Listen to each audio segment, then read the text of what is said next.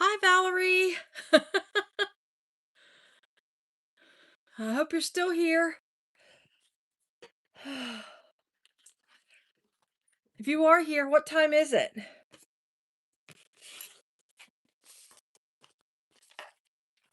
I don't know, maybe she had to go.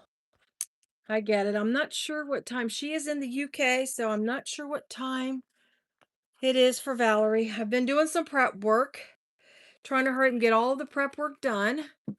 Um, Real fast. I'm gonna show you what we're making. It's the Josefa. I'm butchering the name. I tried to do I cannot do lives horizontal. I have to do them vertical. So I'm sorry, and I know a lot of people the way the chat goes, it's hard. Hi, Delphina. But this is what we're sewing. And is Delphina, is this the bag you were asking me about?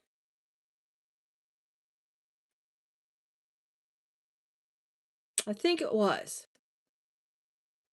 I'm pretty sure. So, um, okay. So yeah, this is what we're making tonight. It seems like a very simple bag, but we'll get it sewed up tonight. I try to pick something that was not overly complicated. It's a good size bag. I'm not gonna be honest. When I started, although there is no gusset to it, which is great. Love that there's no gusset. Um, it seems like a fairly good sized bag. But it's real nice. I hope I picked some good colors out. Actually, kind of kind of similar to hers, except my color, my print's gonna be at the top. But anyway. Um, I don't have any connectors like that, so I'm using hidden connectors on mine. I already installed my hidden connectors. It's the way Barb does it on hers. So that is what I did with mine. And I just did like a double D-ring on the connect on the handles. Did a little it. But I think that's it. But yeah, it's really cute. I'm going to do my purse feet real quick. Again, I was trying to do some quick prep work. Pardon me if I'm going to hammer this hole here real fast. Sorry about that for my purse feet. I hope it's not too loud. If I try to use my hole punch, I just got to do a couple here. My hole punch is just, well, if I get it on a flat surface. Um, but yeah, while we're waiting for everybody else to get here, I know it's 7. It's late. Like I said, Valerie's in the UK and she's always trying to catch me on a live. And I hate that she wants to so much watch me on the live and she can't because of the time zone. Um, I'm pretty sure it is pretty late in the UK right now. So let me get my purse feet on. We're going to do my purse feet, and then I still do need to do my handles, the handles on here. But other than that, it's a simply just start constructing the bags. Um, but I'm using the cute little uh screw on purse feet. I really like these purse feet. I'm not gonna lie. When I when I bought my um rivet press, I bought the dies for the bucket feet. Oops, oops. Oh, I got one too many screws. All right, let's put that up here so I don't lose it. Oh my gosh. But anyways, but since I discovered these little button feet, these little cute little bucket button feet, um, I really, really like these little purse feet. I like to use my bucket feet, but this is a fairly good sized bag. But when I make those really, really big bags, I like to use big old bucket feet. It's just like it's to me what make like it's like big bags need big zipper pulls. I love my big bags. Um, the button I know you can get them from Kasaya has the little cute button purse feet. Um, Barb has them, but I'm not gonna lie, the ones that I'm currently using came from Amazon. They are not, I'm gonna tell you, they are not as good as um barbs or Casillas. They are, I can tell they're a little cheaper made, and I make sure I use thread glue on them to make sure they hold well. Um, but these were bought in a pack. What am I looking for? Screwdriver. These were bought in a multi-pack because I needed purse feet for another bag like right away. So I had to go to Amazon. And that's the sad part is I did have to go to Amazon because you know how we get next day with Amazon. I get next day with most everything because I have a ham a Amazon. Yeah. I have an Amazon distribution, a huge distribution hub, not but 15 minutes from me. Ooh, I probably could have put another layer of something in between that. Um, I'm not going to do it right now. I'll just do it this way anyway. Um, plus the major warehouse is, yeah, where I mean, constantly got the planes flying in. I live right by, real close to the Greater Cincinnati International Airport, which is not in Cincinnati. A lot of people think that because it is not in Cincinnati. There's a whole big thing, and I'm sure if you Google it, it'll tell you the whole reason why it's called that. Um, please don't strip out on me. There we go. But with that brought brings because it's a huge airport. Well, not huge. It's not as big as like Atlanta or whatever, but it's a big airport, and we have Northern Kentucky has allowed. I shouldn't say allowed. That's not very nice. Um, we have a DHL. We have a oh my gosh, DHL. There's a ton of warehousing carriers here. FedEx, big UPS, warehouse distribution. 20 minutes from where I live now, 10 minutes from where I used to live years ago. So yeah, it's pretty. I live in a very, what you could say, metropolis area. I don't know. I don't like it anymore. I need to go back in the middle of nowhere. I love having all the restaurants, all the stores, everything at my fingertips. But I'll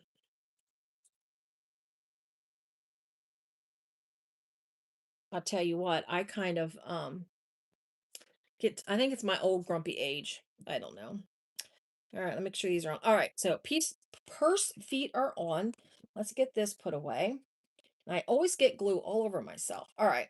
So, anybody? Okay. Well, we got about 9 of us, which is good. I fine. And then I realized because I'm not doing the gym shoe thing with Kasai's Patreon, didn't really have much of an interest doing that. So I didn't do the purse feet or the purse feet. I didn't do the Patreon thing this time. I'm looking for something to cover my purse feet. Sorry. I look like I'm confused. I am. Um I wasn't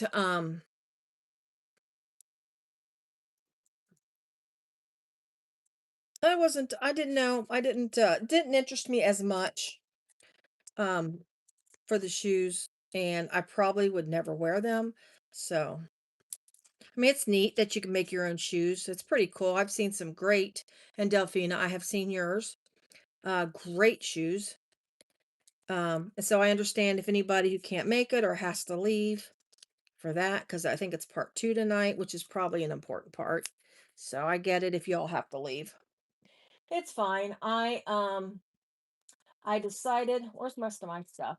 I decided last night to do this kind of at the last minute. If I was able to get off work, get everything ready, so on and so forth. So here I am. Oh, you're doing the Jerry sneakers too? Yeah. Guys, I know, and I know some of you guys are um doing that, and she's got that live to or she's got that tonight. So I totally get it if you guys got to go to that.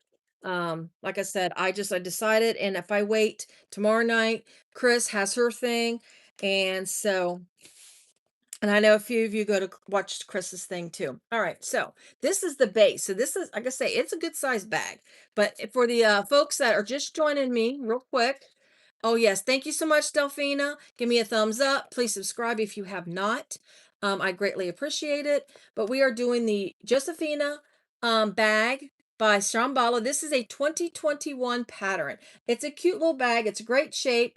I think it's a nice little bag that you can make it real kind of sophisticated looking, a real nice bag to carry. Okay, thank you. I appreciate it. All right, so let me get the handles. Let's go over the pieces real fast. All right, so of course you've got the base, nothing but the base. You'll have, there's gonna like, the front panel is made of three sections. You have an A, B, and a C. Go figure. So here's the A piece. So my A piece is is print.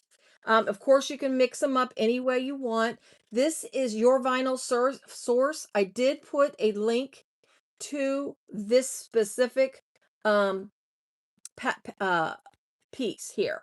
So if you like this, it'll take you, the link will take you directly to this. Otherwise, you can of course always back out and look at all of her other prints.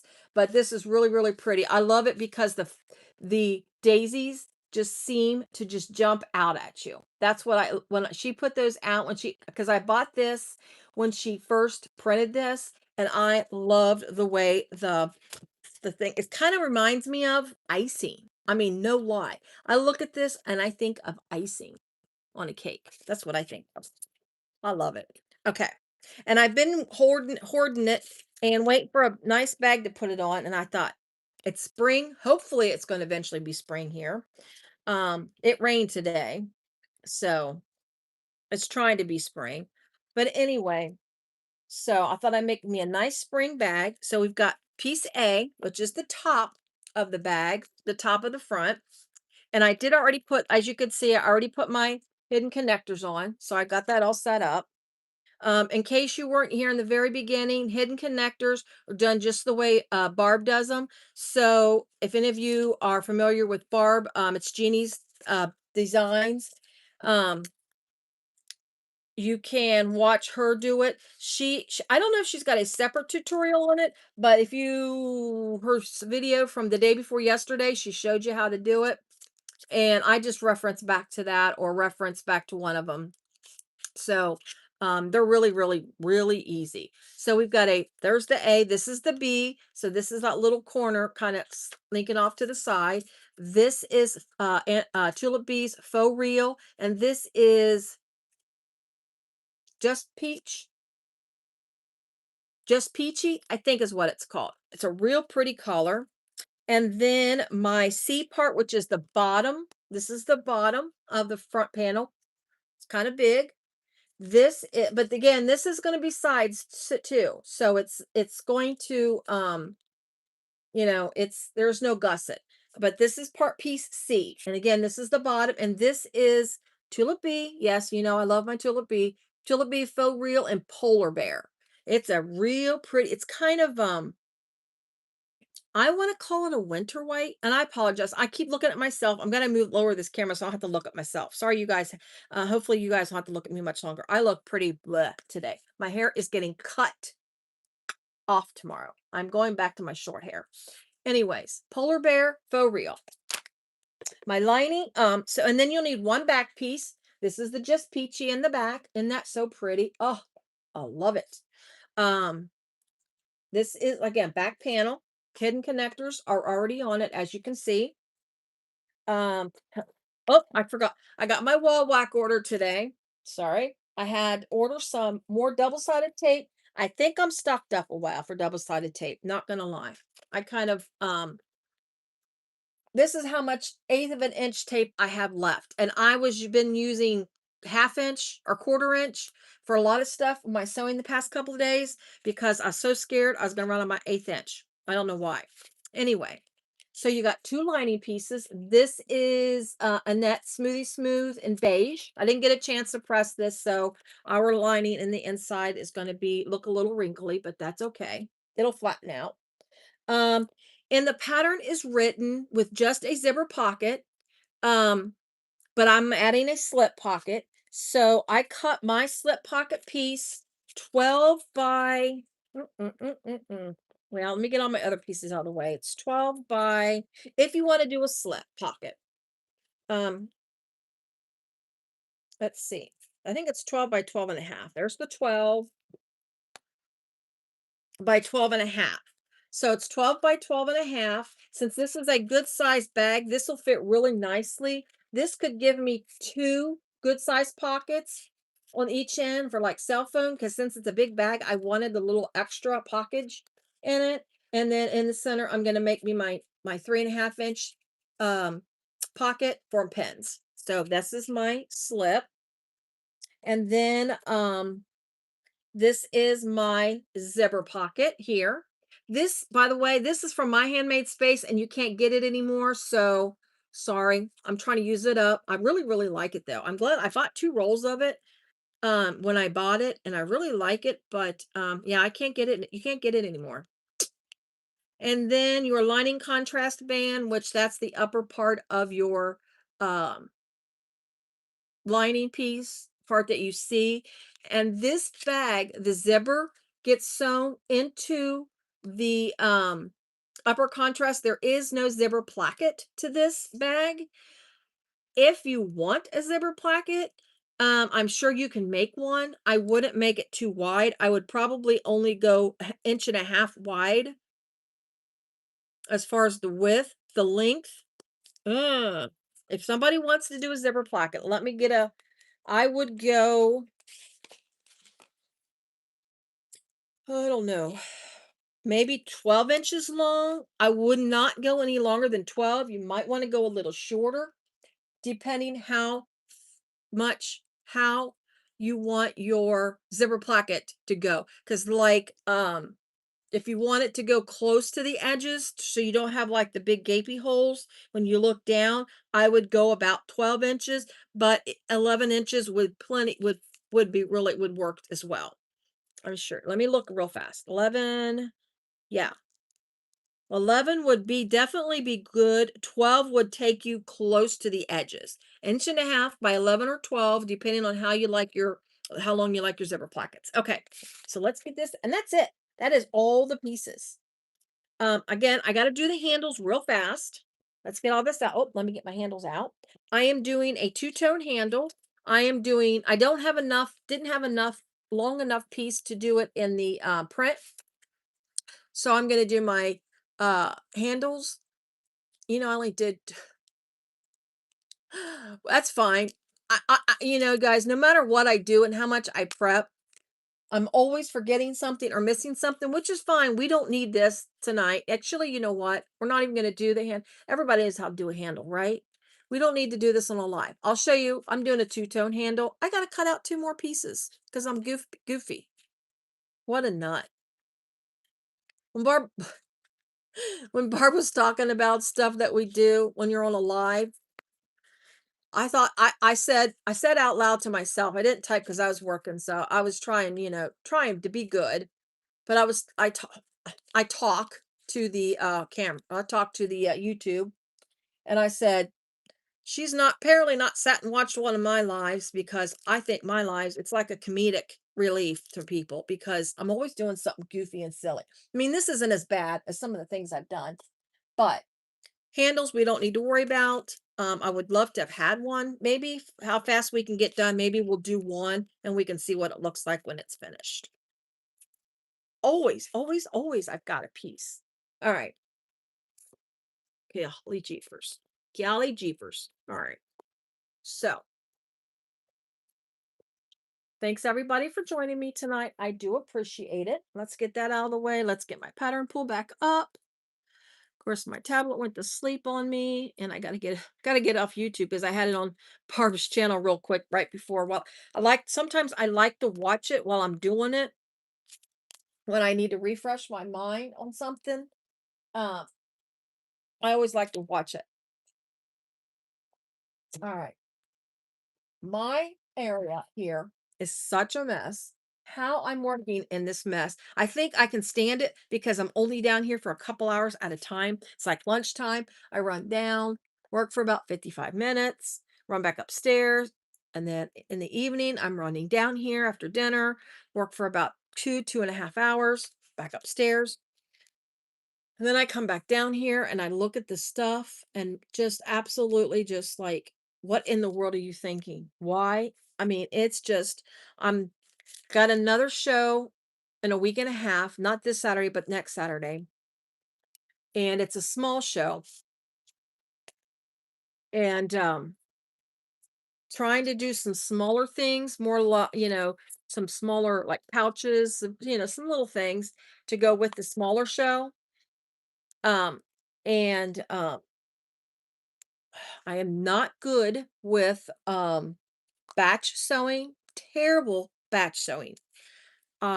So I sit down and I'll make a couple and then I stop and then I do something else, make a couple and stop because that's why I like to do the bigger bags and stuff because I'm terrible with batch sewing. So I started making these cute little things to bring to the show, just little fabric things with little hooks on them, few bucks. Well, not a few bucks, but you know what I mean, to add to my show and stuff. I got bored with it. So when I got bored, so what did I do? I made me a 90% Hellcat. This is Crafty Reporter's pattern. I absolutely love this bag. Look at this. It's 90%. I'm making another one. I would make this with the intention to be mine. I like it, but then I like it so much. And that really wasn't, I mean, I wasn't quite 100% sure if I wanted it for myself. I just wanted to check it out and see if I could do it at 90%. And because I just shrunk the pieces and making sure everything fit nicely, because I was going to reach out to Amber and ask her if she didn't care if I sewed one on YouTube. I haven't done it yet, but because I just finished this yesterday. But I sat down and made this. Made a couple small. I did the strap Sunday, and then like I did all black like thread, and I did it throughout the whole bag. I don't know if anybody likes that or not, but I thought that was kind of neat to throw that black in there. But anyway, I love this bag. And then I could not come up with a lining at all. I did not want to put two smoothie smooths together back to back because it does make it really thick. So I did that waterproof canvas, water resistant canvas. That's My Handmade Space sells. It's it's a nice and thin. It's the same as this. It's a nice thin water resistant canvas. And oh my gosh, I love it. I made the 100% one for a coworker who retired. She got hers the other day and of course, she absolutely loves it. I mean, why wouldn't she, right? But, yeah, I'm gonna make another one. I got one picked out. I'm gonna make one with a net smoothie smooth leopard print with a black my piping's gonna be black. Um, I can't wait. So, yeah, I need to reach out to Amber now that I know I can do it, and I made it like I said, Sunday night I did straps, and I did a little prep work, and then Monday at lunchtime, I did sewed on it, like, Monday lunchtime, Monday night, and then at lunchtime yesterday. What's today? Wednesday? Yeah. I finished it. Yeah, I did that thing in 2 days, more or less 2 days, quite honestly. Oh, yeah, it does work. And like I say, I'm gonna reach out to Amber and ask her because the next one I'm gonna make another one at 90% because I really like that size. It's the other one is nice and big if you like a lot of stuff in your sling, but I feel sometimes that people carry slings because they don't want to carry a lot of stuff. So anyway, I can't wait to make it. All right, so let's get started. So piece A, piece B, and then what you're going to do, let me make sure I get this right because she's got a picture. The way you do your piece B, let's see, yes. So you're going to do your piece B. See how it's like this way? I don't know what the name of this triangle's called. I know there's a name for it. I just can't think of what it's called. Obtuse, maybe? Um, you are going to lay it this angle here. Let's see. It's hard to do this on a live when I'm looking at myself. You're going to take the longer edge, the long right angle here. That's what you're going to place on the if you're looking at the piece straight down like this on the left side. So you're going to put it this way like this. I'm going to hold it up so you can see how that sticks up. And if you want to really think about it, it's the side that has the little teeny tiny flat edge versus this one has a longer and it's more of a peak. So that's a way to tell. And then you're just going to line that up and your angle, I'll show you here in 2 seconds. As soon as I get it clipped on, you'll see how you know that you got it on right. Let me get it clipped on and I will show you how the angle of the tip works, and you'll know that's how you got it on the right way. I gotta double check and see if her seam allowance is since this is an older pattern. Okay, I'm just making sure her seam allowance is the same as all of her other patterns because like I say, this is an older pattern. So see how that looks right there on that edge? It fits right real nicely on that little angle. So that's how you'll know that you did it right. So you're going to sew this at the seam allowance she gives you. All righty.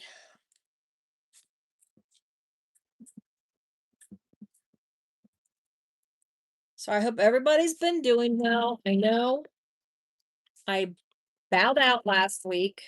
I didn't even, I mean, I not quite honestly, I recorded, ouch, a pattern review on my Regina flange bags. I did a pattern review and showed all my little details and everything.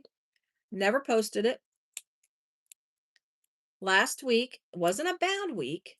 I mean, it was a week coming off of a craft show, which okay, that's fine. And I did those 3 Regina flange videos. Um, so that was a lot. Hi, Jeannie. And then you're going to take it and fold it down, and then your seam allowance is going to go towards the little peak piece here, the little triangle. Like I said, I think it's an obtuse, and you're going to top stitch it. So let me get my stitch length a little bigger. But anyways, so um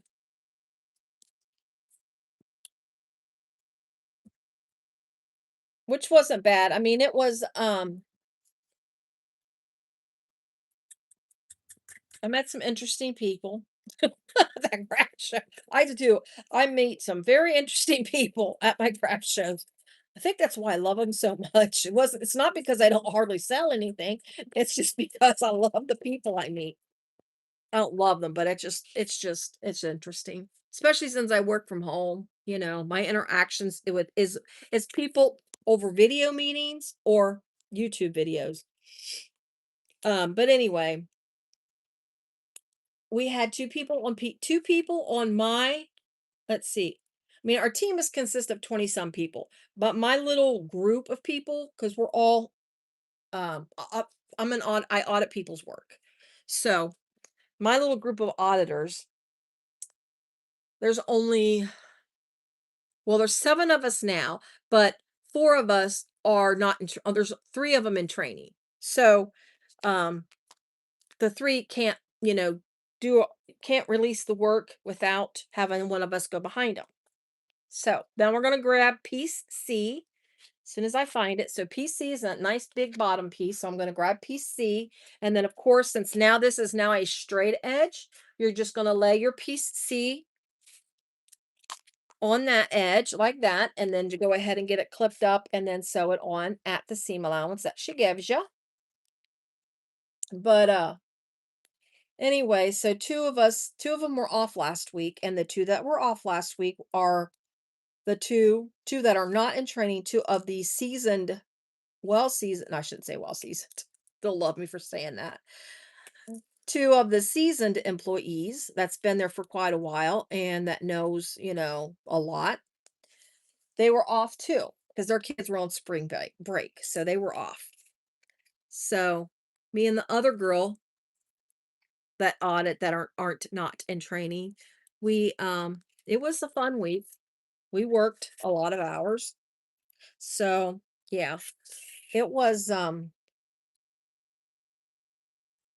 I did a little bit of sewing. I mean, I did when I got off work, I came down. Like one night, I didn't get off until Couple nights I didn't get off until 7 or so. I had one was a full 12-hour day. The other one was 11 and some hours. So I did a little bit of sewing just so I can unwind. So, but it is what it is. I mean, I'll appreciate the check next week, right? I'll pay off some of my Tulip Bee bills, but other than that, so we're going to sew those pieces together, and this will make up the front panel. Now, she writes the bag, yes. She writes the pattern um to add your stabilizer or your interfacing after you sew all of three of these pieces. Oop, I'm going to hit my camera. Oh, I need to lower my let me lower this camera, you guys. Oh my gosh. Yeah, Jeannie, this is your vinyl source. Sorry about my hand being in the way. I am trying to find my where is my oh, I am wearing a raggedy t-shirt. So pay no mind to me. My raggedy t-shirt, my Zion National Park t-shirt, and it's huge. I wasn't sure how the sizes were for these t-shirts when I bought it. So I bought a 2X, I think. So it's quite big on me, but I love it. I love big roomy t-shirts. And I actually had my meeting with my manager today. And I had my big ready t-shirt on. And I was like, I'm sorry. I look like a bum today. And I didn't even think about it. And she was like, oh, it's fine. She didn't care too much. I mean, give me a second, guys. All right. I think that's better. There we go. Unfortunately, you can still see me, but that's okay. Yeah. So I look like a bum. I look like a bum. All right. I'm going to flip this up a little bit to get it out of the way. But anyway,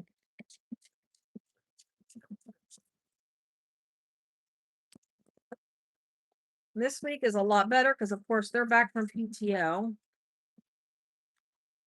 But one of them is going to a different department in a week and a half. So we're losing someone. I'm not happy about it, but she is very excited about her new position. So I'm happy for her. And oh, and I just made her, she's the one I was making the Grinch bag for. And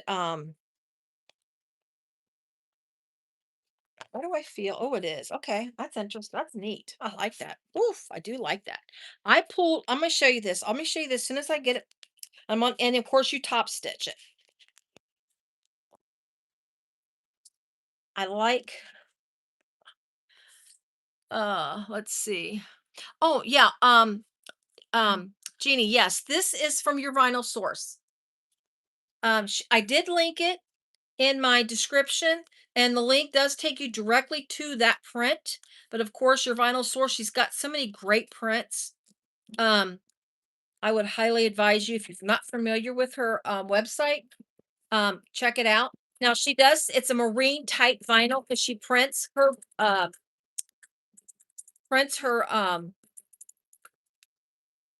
vinyl. Yeah.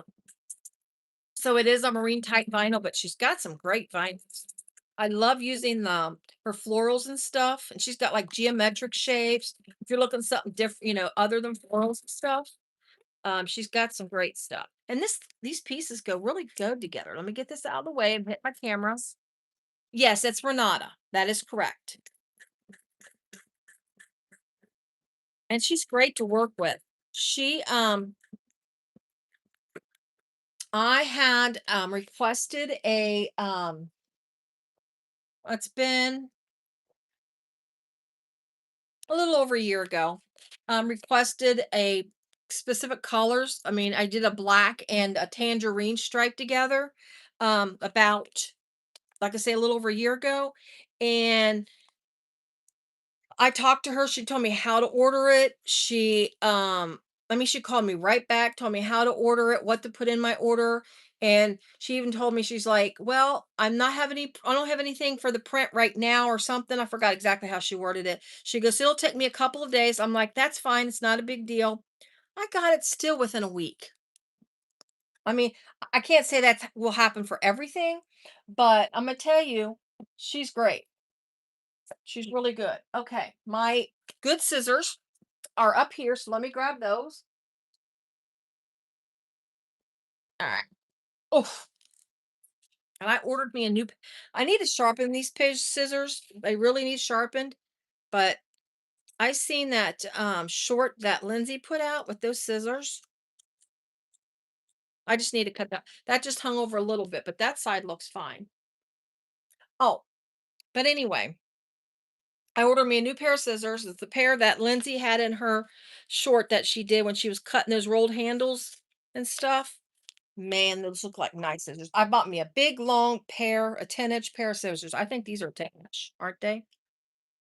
No, these aren't even. I bought me a big, huge pair of scissors. So anyway, so there is that. That's the back of it. And there is the front of it. Isn't that pretty? Now I pulled the peachy, just peachy. I pulled that from the center of that flower. And then I did the white because there's white in it, but I wanted something white because of the seasons.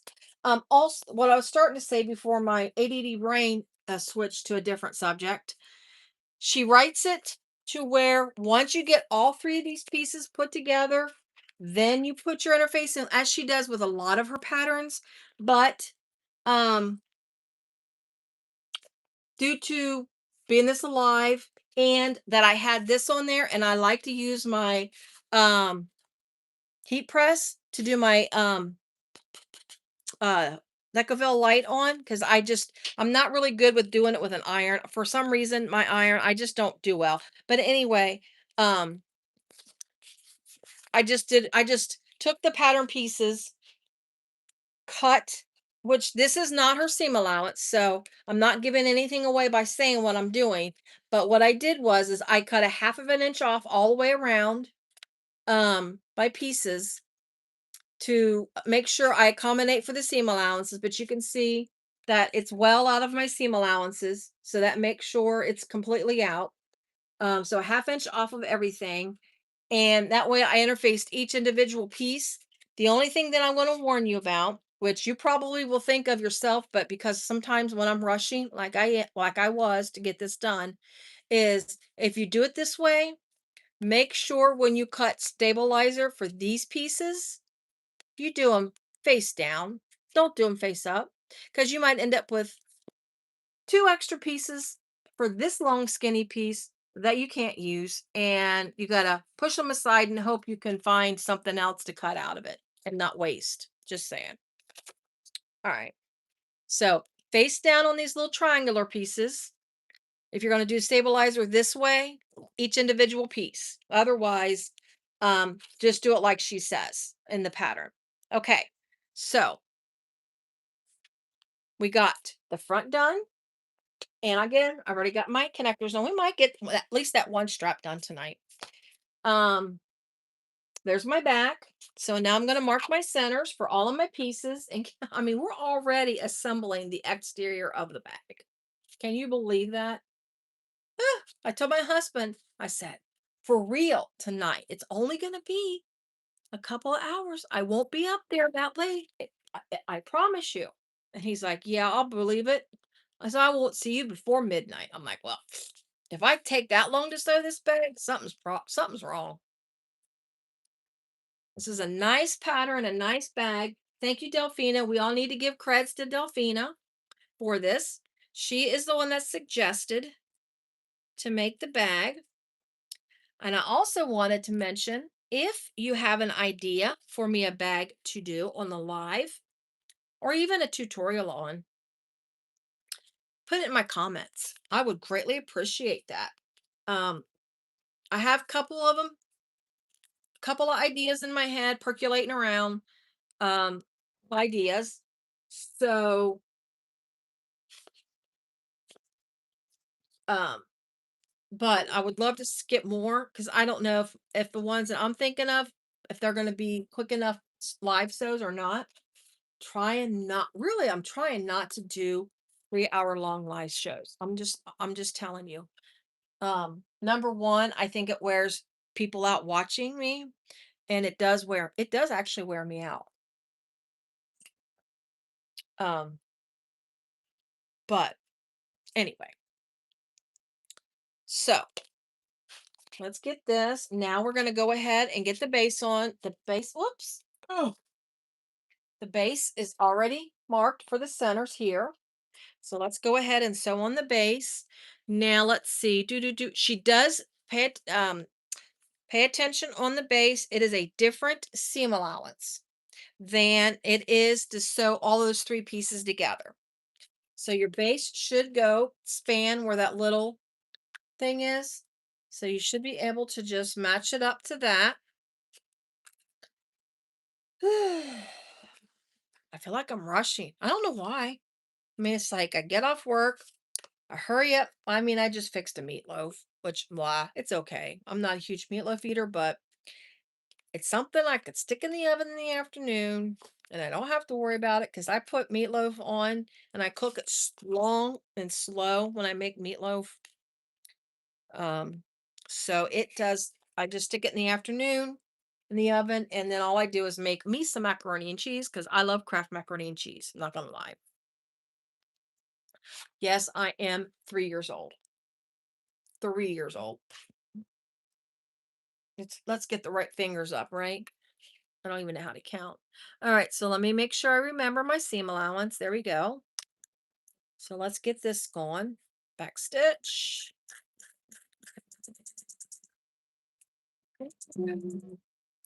Whoops. Whoops. Flying across the room.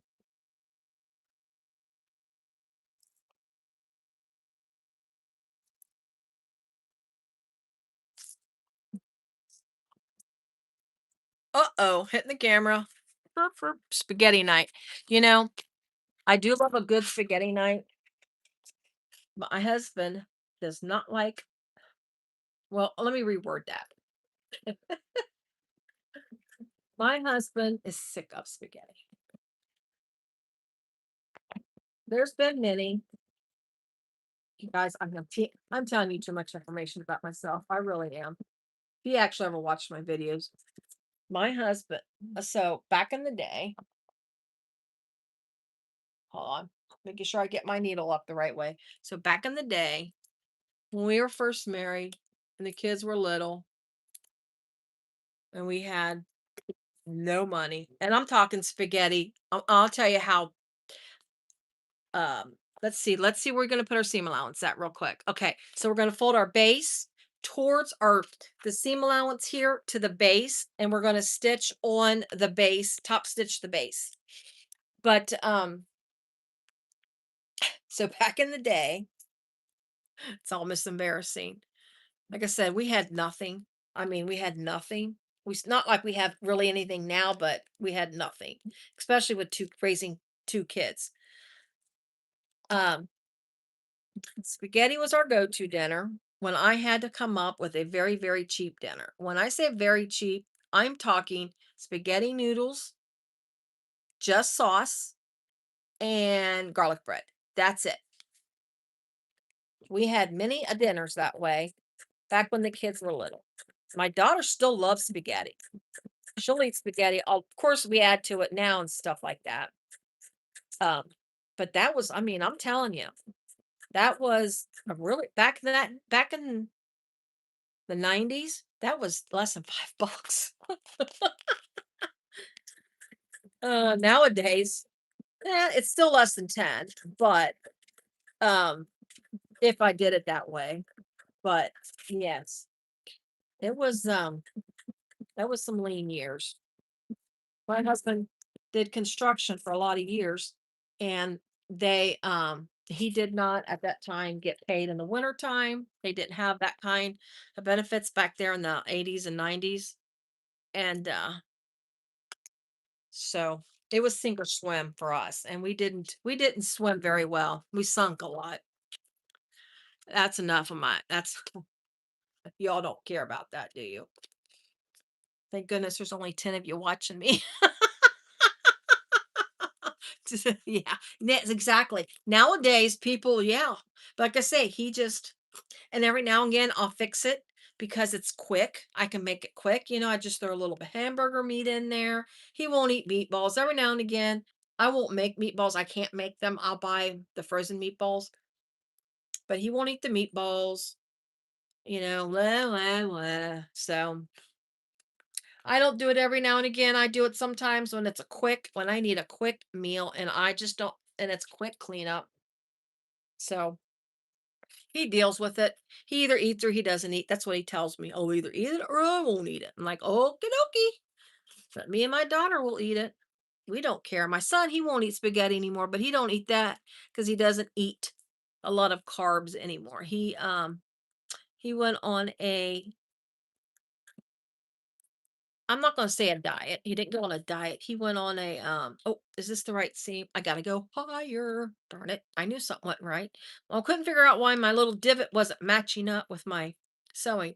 But I don't know, it's been over a year. He decided to eat better, and he does not hardly eat any carbs at all, which I'm telling you what, I don't know how he does it. I mean, he does on the weekends eat some, and every now and again, he'll eat some carbs, a little more than he wants to. But yeah, he's lost a lot of weight. So I need to do that. I really do. Couple of oh, which ones? Delphina. I mean Jeannie. I'm reading Delphina's comment. Um, she's got that new one out. Now I'm not gonna enter the thing because I don't really have a uh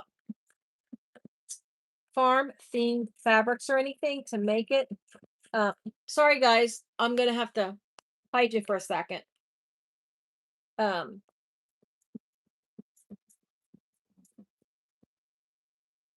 there we go. Um, Whoops. I do like the bag though. That's cute. This is a 2021. And also, real quick, do I have it? It's here somewheres. I also, when I bought this pattern, oh, you can't see it. It's on my tablet. I don't want to change my picture or I will lose my place. I bought the Omega pack, which is sold with this bag, is sold along with the ugh, what is the other bag that came with this one? I printed off, hold on. I'm an idiot. Ugh. As I tell everybody at work, I'm a dweeb. They think it's funny when I say that. Augustina. This was sold, this Josefa, I know, I hope I'm not saying it wrong. I know I am. It was sold together with the Augustina. That's a cute bag. I think I will do a live on that one too. And these again, 2021 patterns. But you know what? I like going back, especially if you are what I like about it is when especially when I find a designer, a new pattern designer. I'm just top stitching my base here. But like a new to me pattern designer, I love going back through their patterns to see what else they have out there. With Shamballa, I mean, I've been buying her stuff for over a year now, but there's still stuff. Like again, this is 2021. Never really would have thought much about it unless till Delphina mentioned this bag. And I kind of got looking at it and I thought, that's a cute bag. You can really do it upright with with the color blocking and make it look really nice. I think this is such a pretty spring summer bag. I mean, I'm not gonna lie. I know I'm the one that's making it, but I think it is. Um, but hold on. Um, but I love going back to their patterns, see what they have, and buying older patterns. And then I love just bringing them back to life, put them on YouTube and just kind of bringing them back to life. There's something I just thought, the Harmony and the Alondra. I don't think I have the Harmony. I'm pretty sure I don't have the The Alondra, I don't know if I have that one. You need to do videos on them. I don't eat carbs either. Oh, now, I eat too many carbs. I am a carbaholic. I'm not gonna lie. Bad, bad. Like last night, um, I had a couple pieces of toast. I just fixed some, some last night was what I call my breakfast dinner. I fixed just some bacon and then some me and my husband ate eggs because and then I left some toast on the counter that were my husband doesn't like toast that's crispy. He calls it burnt. It wasn't burnt. It's just crispy. So I left it on, on the plate on the counter and didn't think about it. My son's seen it. And he's like, "You're not going to eat this?" I'm like, "Well, no, I already have mine and blah, blah." So, anyways, he took a bite out of it. He's like, "Man, I haven't had a slice of bread in a long time. I probably shouldn't have ate that piece of bread. That's pretty good." Because he eats that um, carb carbless bread or tasteless bread. I don't know what you call it. That expensive bread. That's what I call it. That's what he eats. But yeah. All right. So now we're just sewing up the sides. This is such a cute bag. Oh, I did want to mention, now you guys might have seen it. I don't know. Toby, I haven't bought any of her patterns in a while. And it's not that I don't like her patterns. I don't sew a lot of fashion bags styles. Um, I have a couple of her patterns, but anyway. So Toby, and she is Toby Stylix. Her shop that she worked hard to build in Nicaragua, where she lives. The building collapsed. In case you haven't seen it, and you're not on her Facebook group, her building collapsed where she has her little shop, and so she's lost her shop and most everything in it. Isn't that awful? And she's getting married next month. And she had just put a post out. She was running a sale on her patterns because she hadn't had a sale in a while, and she was hoping, get some sales, because she's like I say, she's getting married and all that kind of stuff. And now this happened like just days after she made that post. So that's pretty heartbreaking. So just saying, let me make sure my seam allowance before I do this. All right, put them together and sew out of yeah, blah. Okay. Um, so yeah, watch your seam allowances because they do change throughout this pattern. But anyways, yeah, so if you're familiar, if you've not bought any of hers and you like something that she's got, go help support her. I mean, now I can't think of her name. The lady from 77, I think that's 77. She started a GoFundMe page for Toby because apparently um Nicaraguans cannot set up their own GoFundMe or a GoFundMe. They cannot set one up for a person of the same country. They can't set them up. So I can't think of her name, and I should know her name. I've watched her enough. Um, Studio 77, she started one for her. So if you guys are interested, I'm not saying do it. I'm just throwing it out there. Rop, rop, rop. Like get that out of the way. Yeah. She had such a cute little shop too. It looked just like she had it set up just like a designer shop. It's so cute.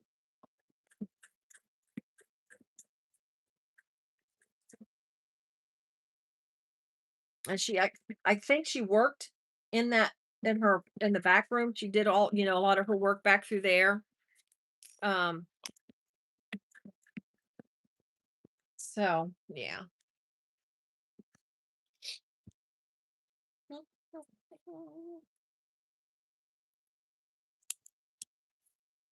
All right. Let's get the other side and let's box our corners.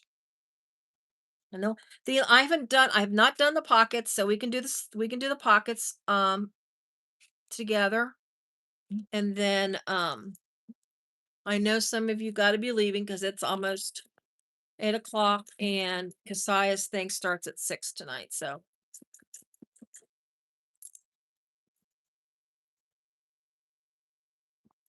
I know some of you will have to go.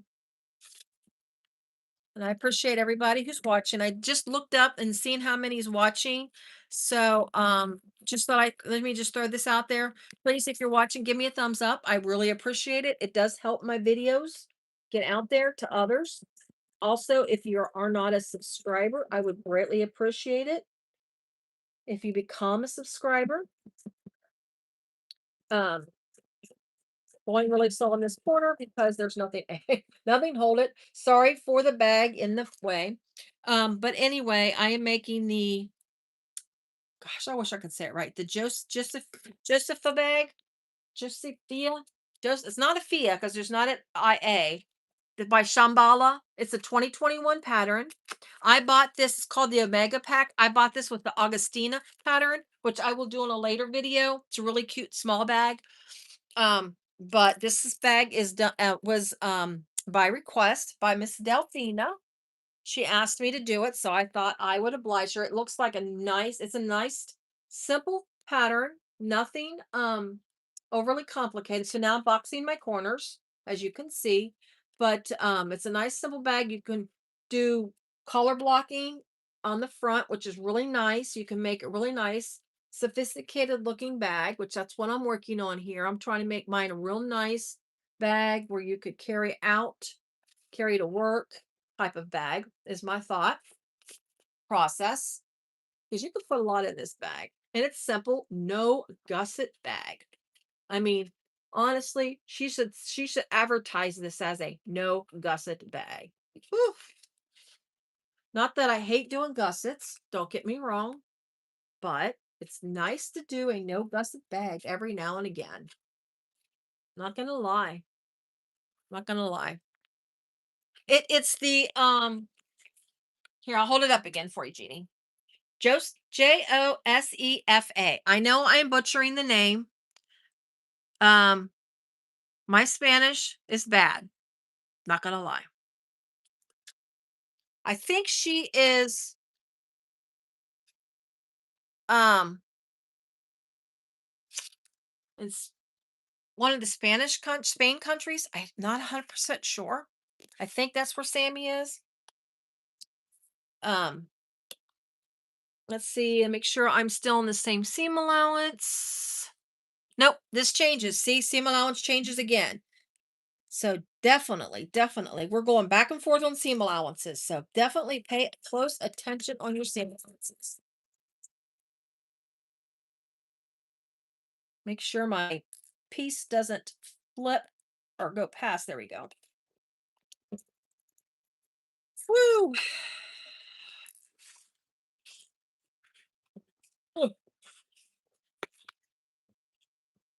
So I know I've been promising to sell my stuff, and Delphina, don't hate me, Delphina. I keep going back to your email that you sent me, and I have keep forgetting to respond to you. And I am so, so sorry. I will get to you on that one you sent me months ago because I keep promising I'm going to sell my stuff. I think I have finally figured out how to ship. Don't ask. I don't spend a lot of time on it to tell you the truth. Um, how to ship my stuff because my prices are going to reflect shipping. So I'm not like adding on shipping costs when I sell my stuff. It's just going to be a flat rate, period, the end. So I think I finally figured it out. So I have make sure I get the right seam allowance. I have probably one night this week I'm going to start putting stuff in a packaging. I have ordered the right packaging envelopes now. I've got so many priority boxes in my house that I'll never use. I'm gonna have to go take them to the post office and drop them off and say, "Here, I ordered these, but I don't want them. Call me a loser. Sorry." I'm sure they'll appreciate it anyways. But I finally figured it out how to do it on my fat quarters and 5-inch squares and things like that. And then like on my quilt kits, I know they'll have to go in a bigger bag. So those, of course, will have to be a little bit more because of the shipping. But yeah, I think I've got it figured out. Like I said, but I have not spent an enormous amount of time on that. So I'm sorry to you all who have been waiting. And Delphina, I'm very sorry for your not getting back to you. I will get back to you if you still need it. Let me know if you still need what you asked for. Josefa. Ah, thank you, Jeannie. Oh. Josefa, did I say that right? Josefa? I keep wanting to put a Josa. I don't know how the E is pronounced. Miss Morris would be so upset with me, but then she knows why I dropped out of Spanish for my second year. We only had to have 1 year of foreign language in high school. Um, and I made it through the first year, barely. And I started my second year, the first quarter. I said, nope, I didn't do good in my first quarter. So I dropped out because I didn't have to have it to graduate from high school. And I couldn't let it, I didn't want it to drop my GPA. So, yes. All right. There we go. So I'm just flattening out my corners, my edges right now. I'm gonna probably put a clip there because they may pop by the time I get a chance. In case I think I mentioned this early on, this is a turn and burn bag. Oh, I wanted to get me a turn and burn um tag to stick in there real fast. Yes, this is a turned bag. It is not a drop-in like most of her patterns are, which I'm going to go ahead and go with the turning bag because of the arch there, because it's got a nice little arch shape to it. You know what the top of this reminds me of, and it just hit me. It kind of reminds me of a little bit like Country Cow's bag, the one that Kasai just did a tutorial on. Um, Not quite, it just a little bit. You know what I'm saying? Not exactly. It's just a different top to a bag, not your standard, rectangle straight edge at the top or anything. All right. Our clip there. Let me go grab me my turn and burn tag. Give me 2 seconds because they're right, literally, what, 5 steps away from me. I could probably reach and grab them.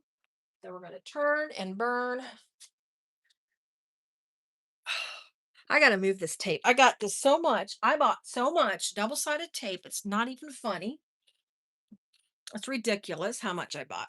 All right, let's go ahead and turn it right side out. Let's see how beautiful this bag's gonna look so y'all can see, because I know some of you have to go. So let's take a sneak peek.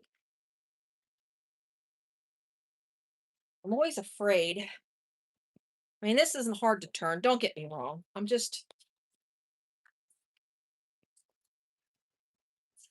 get it all to get in the center and then push it through.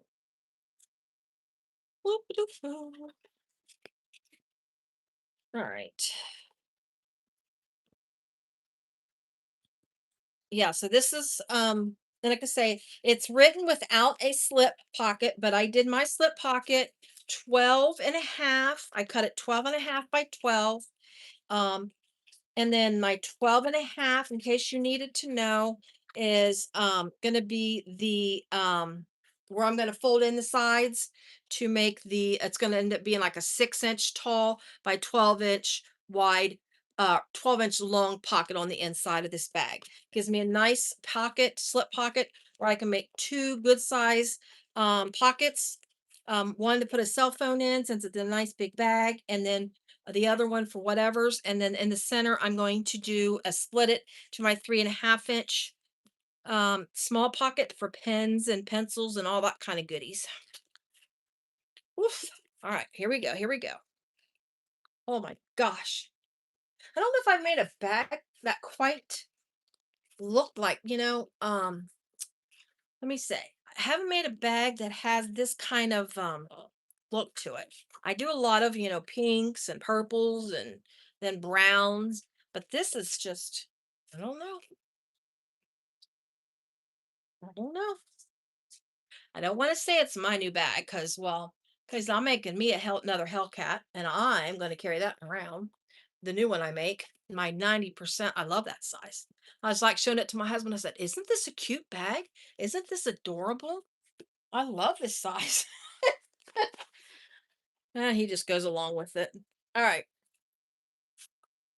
See, there you go. And it's like I say, you got your pretty nice big base, and then there is the bag there. Let's see. Let's do it this way. Oh, Valerie, you made 1 o'clock in the morning? Oh my gosh, Valerie, you should be sleeping. But I appreciate that you're here. Everybody tell Valerie hi. It is 1 o'clock in the morning in the UK. What part can I ask you, Valerie? Do you care if I ask what part of the UK you're in? Look at that. Isn't that pretty? Okay. I don't know. You may have told me. I don't if you have, I don't remember, and I apologize. Um, but so there's that. So we're going to set this aside and we'll do our lining real quick. That's such a pretty bag. Very classy. Very, very classy. All right. So let's get our liner. Let's do our slip pocket. And I do mine. Where's my rulers? Oh my gosh, people. I have there it is. Oh, woof, got one right here. Thank goodness I have 500 rulers. Not gonna lie. I need a marking pen that's not going to show through. Okay, so again, this is 12.5 inches wide. Actually, did I make it? Yeah. 12. It's actually I think it's 12.3 inches wide is what this is. And then it's 12 inches long. So my pocket's going to be 6 inches deep. So I'm going to go in roughly about 3/4. Or actually, let's go 5/8 in is what I'm going to do. That way it'll miss my double-sided tape. So I'm going 5/8 in, and I'm going to use I call it my disappearing ink pen. That way I'm going to fold it to the line and you're going to hear that tape or the canvas. I love this canvas. I wish they had more prints. I need to shoot them an email. I'm going to use my 1/8 of an inch. I got my new tape in, so I'm not worried about running out. Um, from Oxfordshire. Mm. I know I have hello, Lee Diddle. That's cute. Oh, all day. I wish I could sew. Guys, on Saturdays, I'm really bad. Once I get home from the grocery store, which is usually by the time I get done with all my errands and get settled and all that kind of fun stuff, it's usually around noon, 12, 1 o'clock, depending, how many errands I have to run. I sit down and I sew from 1 o'clock on Saturdays. Sometimes I will sew until 4 o'clock in the evening. Um, because that's the only time that I can actually sit down and sew without interruptions. And I really like doing that. I love it. Of course, I sit here in the basement. I'm half the time I'm by myself, but I'm by myself all the time anyways. My husband's on one floor of the house. I'm on the other while I'm working all day long. So I'm upstairs, he's downstairs. So it's not like I see him a lot, except when I run downstairs or I go to lunch. So I'm just going to fold these in to the line. Um, Oxford. Oh, that's what I was going to tell you, Valerie. My dad's family is from the Welsh area.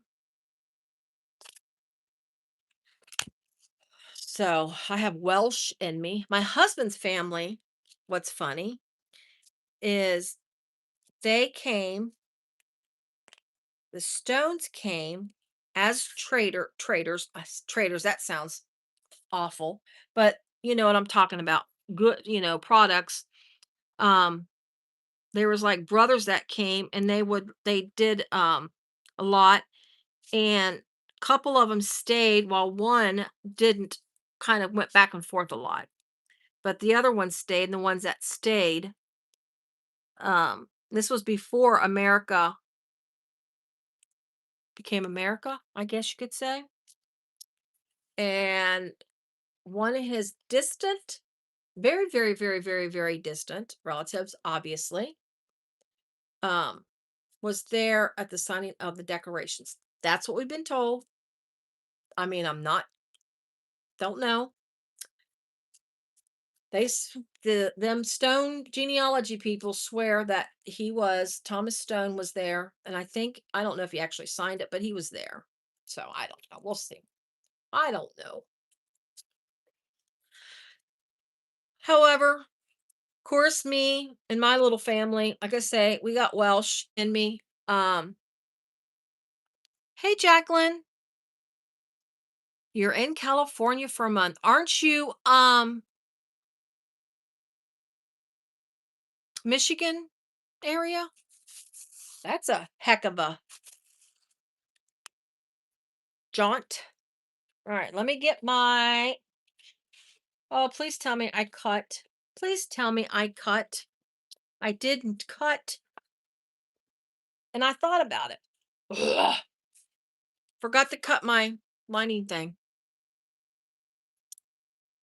As Barb would say it. I don't want to use her phrase, but I'm just going to say it. Oh, please. I forgot to cut. Do I want that to be this color or do I want white? I just need to cut me a real quick strip of some Faux Real. Sorry about that, guys. Ugh. Like I said, I can do all the preparation. I was making like a list in my head at lunchtime. I kept going through all of it in my head, and I still, uh, is that long enough? If I do it this way rather than cutting into it? Hmm, that's running the risk of, oh, I can do it. It'll work. All right, 2 seconds. 2 seconds. Since it's not in the pattern when I was doing my checking off my pattern pieces, it's not in the pattern as far as to cut a slip pocket trim piece. Since the pattern's not written that way, I forgot to cut it. So now it's cut. It's a little wonky on the end, but I'm going to keep that longer piece on the front. And if it's just a tad short in the back, it'll be fine. So let me draw my centerpiece. Bye, Jeannie. Yes, please. Thank you for yeah, that's not a problem. Appreciate you being here. Thank you so much. Um, yeah, everybody, if you get a chance, hit your like button, hit your like. If you like it, you don't have to like me, but just hit you don't have to like me, but as long as you hit your like button, I don't care if you like me or not. I'm just joking. I'm just joking. I was telling my boss today, I had my thing with my boss today, and I looked terrible. I apologized. I'm like, I'm so sorry. I am in my yucky t-shirt today. But anyway, like I was talking about my shows because my background for meetings, I changed it. I'm so terrible. My background is a picture of because you can change, and if you do like Zoom calls or Zoom meetings, you can have different backgrounds, not just the backgrounds they choose for you. So I'm using a background picture of one of my shows of my booth in my show. She loves it. But see, her sister's a bag maker, so she gets me. Trust me, she gets me. Anyways, we were talking about it, my shows, and I was talking about my shows. I said I love to meet people and talk to people. I says, but you know me, I'll talk to about anybody. I do meet some interesting characters. My booth mates are some of them are doozies. I like them. And I was so happy too. The ladies that I was next to at my last show, they're such nice ladies. Really, really nice. And they homestead, make their own fragrances, uh natural type of things. And she subscribed to my channel while we were talking about it and stuff. And she sat there and I appreciate that. That was so nice of her. She did not have to do that. But yeah, she subscribed to my channel while we were talking. And she's like, "Oh, there you are." Oh, very nice people. Very nice. They're sisters. There's some people I mean, you just wish you would run into again at shows, but um I haven't ran into any of the folks that I've met so far this year, and I've met some really, really nice people this year. Whoops, hitting my camera again. Good night, Valerie. Thanks so much for popping in. I really appreciate it.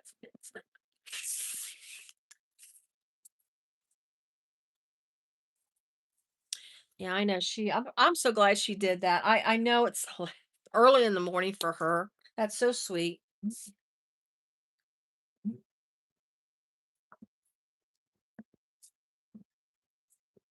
No, I was bringing up the Welsh too. Is even my husband and I watch a lot of Acorn TV. A lot of Acorn TV. Up, up, up. There we go. Anyway, so I watch a lot of Acorn TV, like I said 15 times already. And I we've been watching this one show.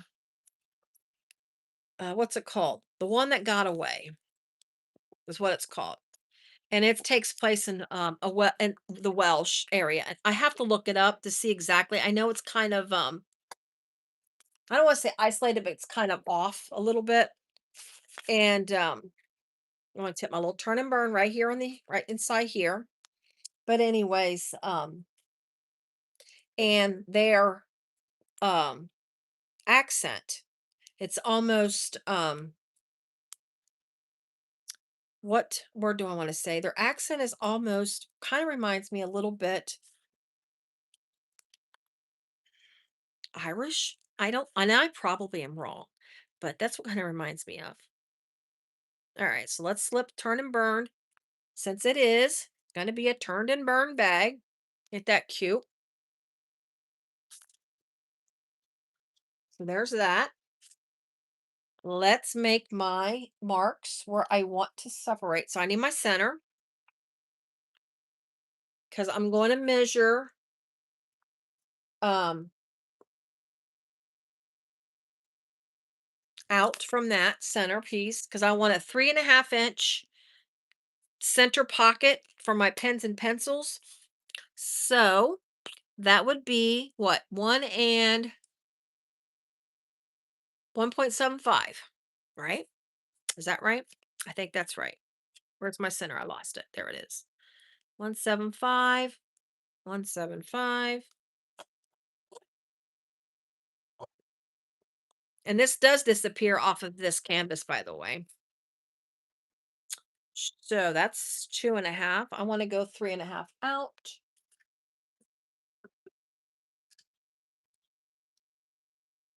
I'm getting my bigger, wider ruler. So that way I can just lay it on my 3.5 inch mark. Lay my line here. 3.5. Boom, boom, boom. Let's see. Oh yeah, there you go. So, and that is plenty of room right here to put several pens and pencils in. But it helps them to keep from flopping around. Like if you would just drop them in a pocket. Don't like it. That's what I like. All right, so let's grab one of our lining pieces and mark the centers of that. Let's see what we got. 8 to 20, 8 to 20, 820. Let's get this. Let's get the show on the road. I mean, we've all done pockets and stuff, but we want to see this bag done tonight. I got to stop half finishing stuff in videos too. You'd think I'm trying to make a New Year's resolution or something. All right, let's see. So that's the bottom of the bag. We're going to have a top piece. So let's go down. Let me guesstimate. What's for the zipper pocket? Okay. So the zipper pocket, you go down this much. I'm going to go down this much. Yes. So for the slip pocket, again, this is not in the pattern, but for the slip pocket, I'm going to go down an inch and a half from the center of the top because remember, it's got that curved arch. So I'm going to go an inch and a half down. Let me throw some double-sided tape on these sides, just the little slivers, just to hold it in place while I sew it on. I'm just putting a little bit right in here in between my clips.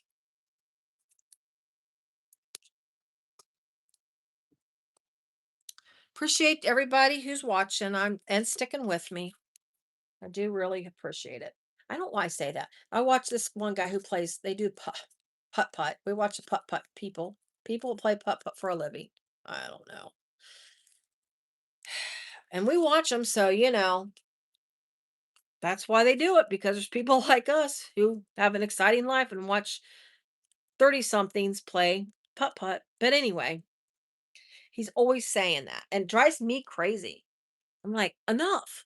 I mean, I'm sitting here saying it, but yeah, I think it's because I hear him say it all the time. I'm a terrible repeater. Terrible. Oops. You know what though? Because this pocket is so long, I cannot go down that much. I have to think about this curve. Let's think about this curve. I got to think about it because I can't interfere with my base. So I've got this as my base here. That's going to get folded. So we're not going to have that. So, but I got to make sure it clears my arch, my little curve in the top. So what if we go down 3 inches? Where's my center again? There's my center. So 3 inches from the center.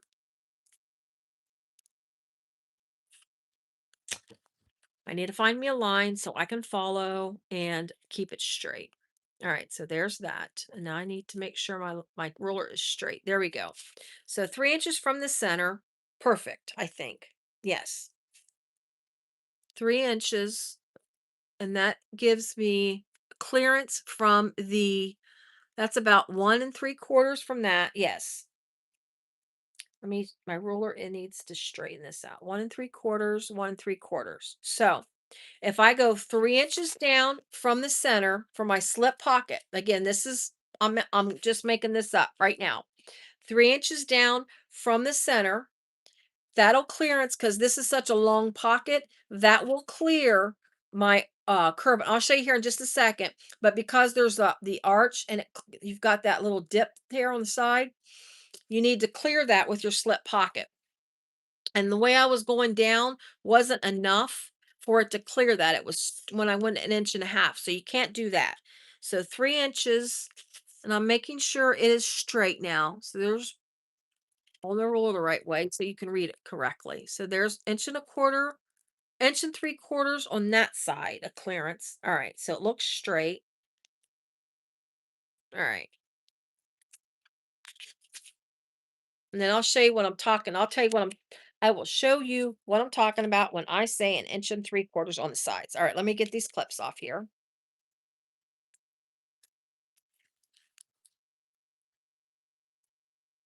All right, so hopefully it doesn't come off. All right, so I'm 3 inches from here, but to make sure it's straight, I'm three, I'm 1 3/4 from here and 1 3/4 from here. Now, I could, if I really wanted to, which I think I will because it's probably smart to do that.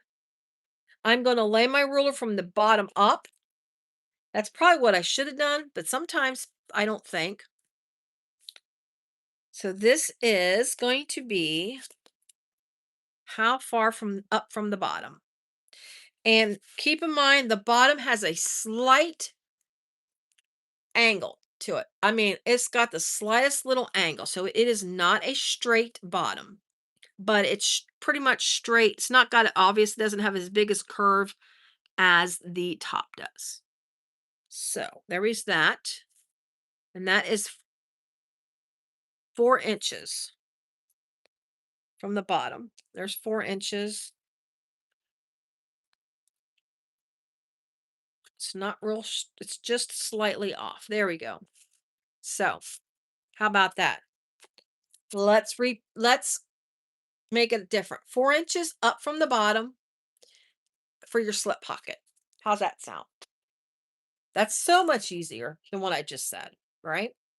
All right, let's stitch this guy on and then let's make our zipper pocket. I'm not gonna, sometimes I like to do rivets, especially on nice bags like this. Do I have time to do rivets? No, I don't, honestly. So we're just gonna back tack it and make a little Y on it.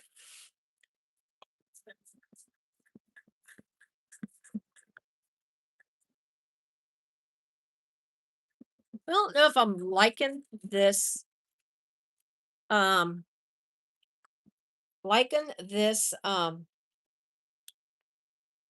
print against this whitish. It's called beige. It's two bees beige, smoothie smooth, but it's like a winter white to me, kind of I don't know if I'm liking this against that, but it is what it is. So I can't change it now. Oh, geez Louise. Woo, got a little heavy footed there. I bet you my timing got messed up. I might have to check it, but we won't do that right now. All right.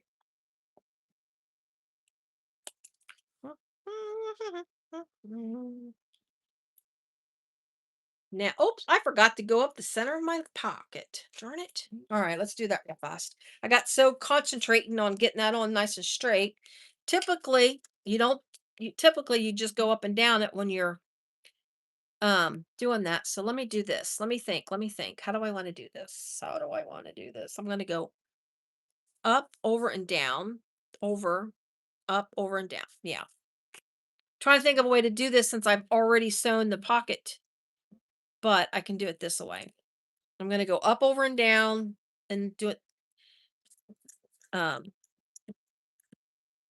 I'm doing like a little, I'm not, when I go down on my stitching, when I go back down, I'm going to go right alongside. Like I'm going to go one stitch over, boom, and then back down.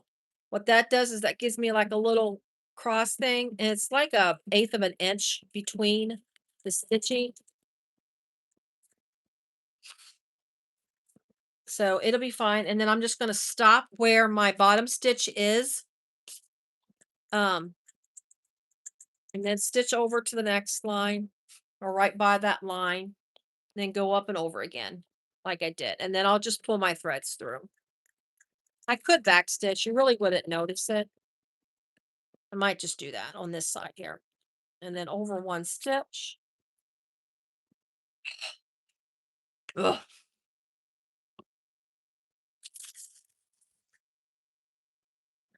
Fortunately, this thread really blends well. And this is like a,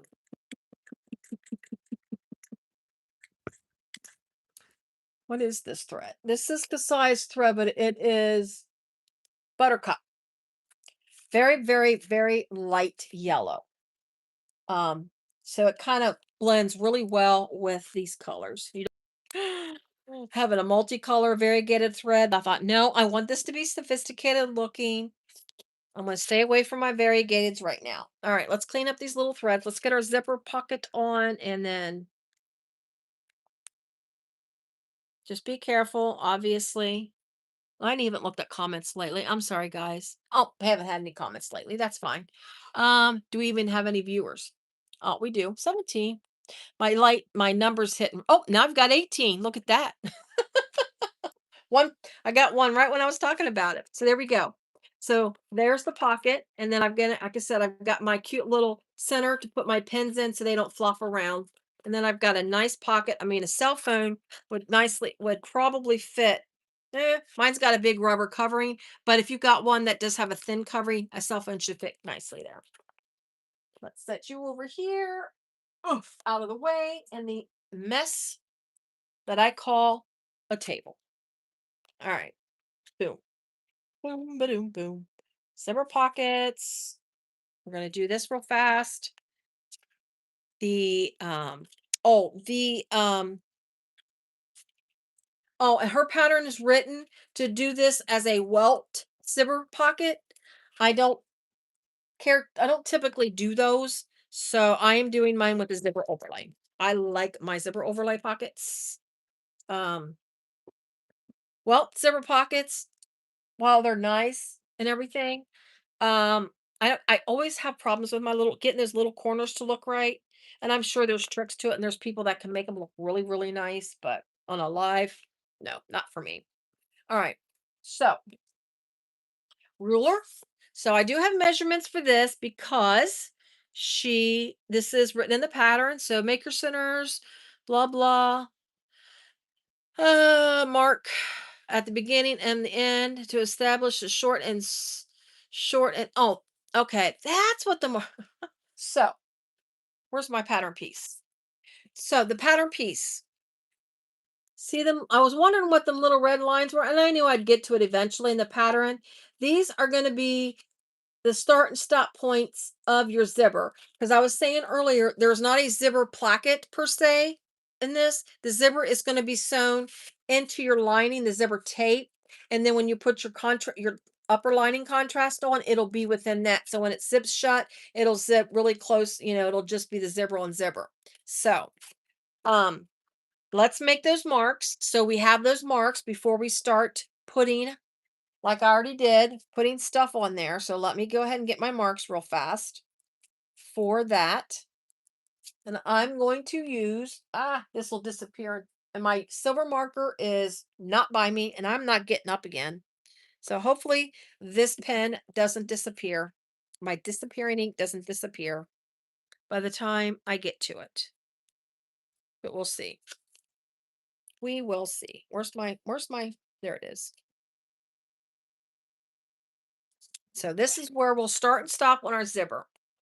The only thing I don't like, it's neat and I like it that you don't have to do a zipper pocket with it. But the only thing I have problems, and this is just personally me, I have problems sometimes leading off my zippers to make them where they look nice leading off. You usually can't tell when it's all zipped up and everything, but I know that sometimes it doesn't look right. But so I've got my zipper overlay. This is a zipper overlay. I cut for a bag. I can't remember what the bag is, but I did cut for a bag and I never used it. So I set it aside to use at a later date. And it is now the later date. Um, I think it's Mr. Heckle's zipper because it's got the little, it's either a Mr. Heckle's or no lens for the sidekick. It's a long, skinnier one. So I'm pretty sure this is a Mr. Heckle zipper. I like to save my favorite zipper overlay pieces and you reuse them on bags that don't have zipper overlays. Boop, boop, boop, boop. All right, so we need to go down. This is a nice short little thing. So let's get let's get the centers. I'm going to lay this down. Where's my center on this again? There it is. So there's that. It's so hard to make sure this is straight, but we're going to see. Try to make this sure this is as straight as I can get it with that arch. So there's that. See how close it comes to the top? Really close. My pocket, though, is not as deep. It is kind of deep. All right. I lied. My pocket is deep. So let's get that off. Let's get that sewed around the outer edges of the overlay. And I will pull my threads through. Doo-ba-doo. Have I seen the Rachel zipper overlay? I have. I want to buy the Rachel. I just haven't done it yet. It's probably not on sale anymore. I wonder if it is. I need to look. Yes, I did want to buy the Rachel because At first, when she first came out with it, they might not be on sale anymore because it's been a little over a week since it came out. But when it first came out, I'm like, oh, it's cute, but I don't know. But then I've seen it made by so many people, and I'm gonna tell you what, Tester Post, they they're pretty effective. I'm not gonna lie. For me, that is. I am a visual, um, I'm one of those people that buy stuff at the end of aisles. I'm one of those people. Now, I am proud of myself. When Annette did her post yesterday about her new stuff, I guess it was yesterday. I don't remember. I seen it yesterday. Let's just put it that way. I seen that. I'm like, that's when I put the post, take my money, please. Because I'm like, man, I put stuff in my cart and everything. I am so proud of myself. I didn't hit that buy button. I didn't buy anything. I really, really, really want to.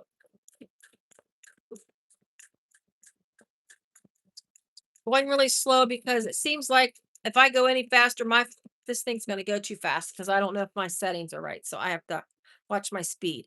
Um, yeah, I really, really want to buy some of that stuff from Annette, but I really can't right now. I guess I could if I really wanted to, right? But I really need to pay off some things. Um,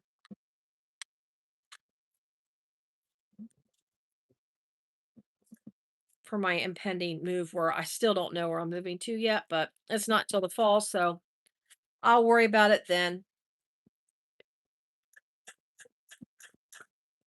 I'll worry about it then. I can tell you it's not Arizona, unfortunately. It's not. Ooh, that is a good price.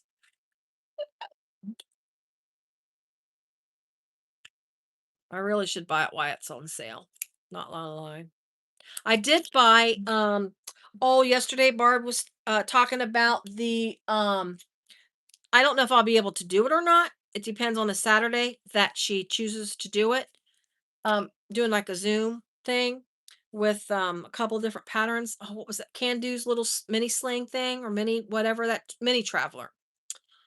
That's kind of cute. And I'm not gonna lie, I see a lot of people with those type of style of bags when I go to my shows. So I did get that, and it's on sale too. I think I only paid about 9.49 for mine. Did you buy some Tulip Bee? I seen your post, Delphina. I seen your comment. Oh, um, yeah, I didn't buy anything. And that's probably a surprise that she hasn't seen an order from me yet. I'm not gonna lie. But all right, let's get it cut out. Delphina, I've got something funny to tell you. If you're um so on Etsy, it was funny. My daughter was on Etsy for something. I don't know what it was for. This has been some time ago. 6 or so months ago. And she sent me this thing on Etsy about this quilt pattern, this quilt thing. Um, and it's I can't think of her name, but it's the lady who does all those you buy packets of paper pieces and you make her quilt with it. And it's cactus something or another. I can't think of what it is. Anyways, what's funny is Cassie sent it to me, and I was looking at it. I'm like, oh man, that's really neat. I really like that pattern, and it's really cool. But I'm like, I stuck it in my maybe buy. I made a little, favorites list. Maybe I'll buy someday kind of a list. So I stuck it in there. But I was looking at people's comments for this buyer, and if my eyes didn't deceive me, which I don't think they did, you had commented, "I seen Delfina Martinez." I'm like, "What? That's not Delfina. You apparently bought something off of her a few years ago, and it wasn't the color or something that you expected. Is that what it was? I think that's what your comment was. It's been a while since I did it. I read it, so I don't remember exactly what you said. But I'm like, man, that's funny. And I keep meaning to say something to you about it. But I don't know what it was you bought, obviously. But it was just a general in the general comments. There we go. Boom. All right. So my zipper tape. I could not find a great color of zipper tape and hardware. I had a great zipper tape color, but I didn't have the hardware to do the strap connectors or even do strap whatevers. So I ended up with this minty green, and I'm hoping it looks okay because I have minty green flowers. So this is my zipper tape. But yeah, anyways, I thought that was absolutely hilarious. I'm pretty sure it was you because I mean, how many Delfina Martinez's are out there? I don't know. Is there more than one of you, Delphina? Mm,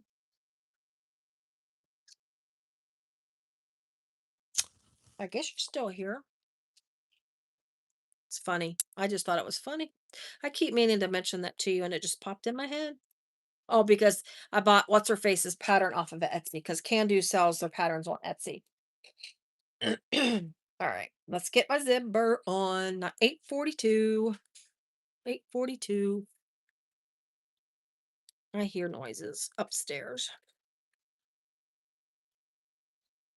Oh, somebody's spray painting. Oh, I bet you she wanted to come down here and spray paint tonight. Oops. Oops. You have to Google yourself. Oh, there are a lot that many Delfinas out there? Really? I mean, I know the Martinez name, that's common, but Delfina? I don't know. Maybe it is a common name. Oh, I have a puppy here. I have a live. Oh, I'm sorry. You're fine. Maybe then it's not you.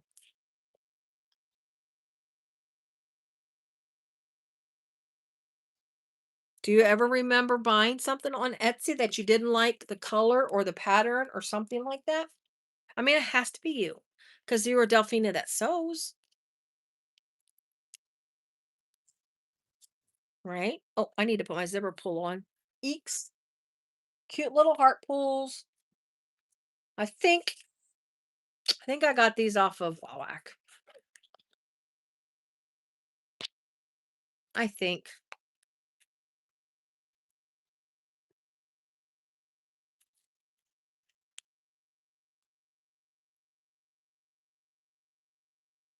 I just thought it was funny.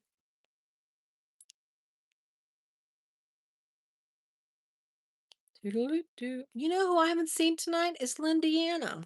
Hmm. Wonder where she's at tonight. Lindiana, if you watching this, where are you? Or if you watch me at a later date, where were you?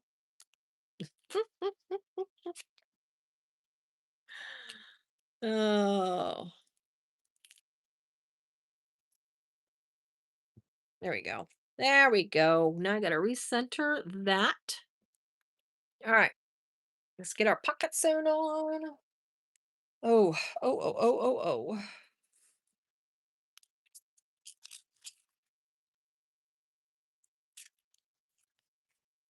Directional fabrics. I always have to think when I do my slip pockets or my zipper pockets when I have directionals to make sure I put it, and I probably just did it wrong. Let me think. Dupe, dupe. I did it right. I haven't seen her name pop up either. Hmm. Yeah, I'm sure she's busy. I just posted this. Honestly, when I did I'm glad my boss doesn't watch this. I did my live posting when I did the schedule it on my phone. I did it really quick. Well, I was in a meeting today. I mean, I was still paying attention. Don't get me wrong. I was paying attention in the meeting. I was, commenting when I needed to comment. But let's say I was what's that word? I was multitasking in my meeting today. Scheduling a live, scheduling a live, and commenting on whether we should be oh, what should we be doing in the specific case? What my opinion was. So I was a good girl.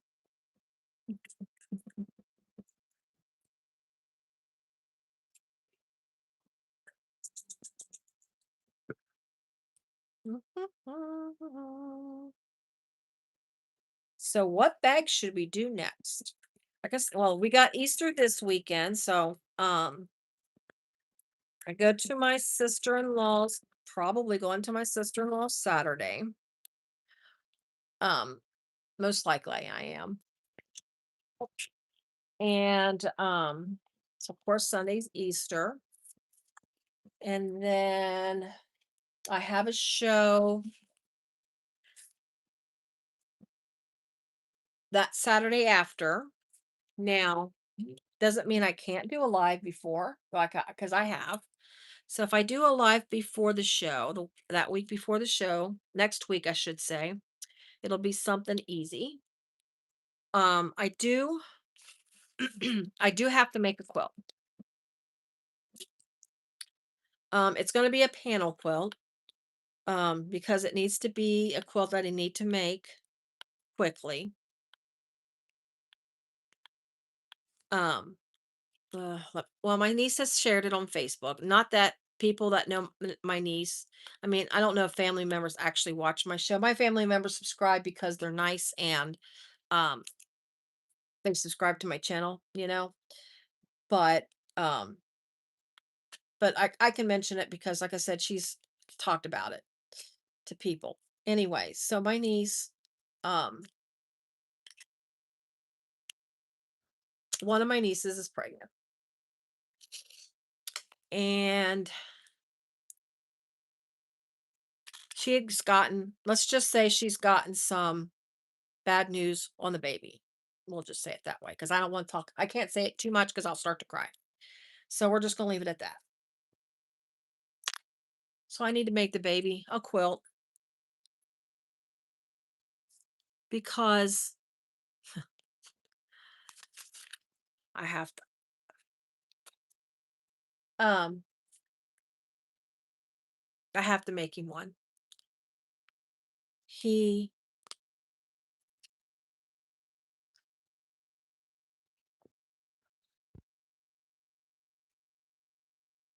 he will most likely not live long after he's born. She does have to carry him full term. He is currently alive.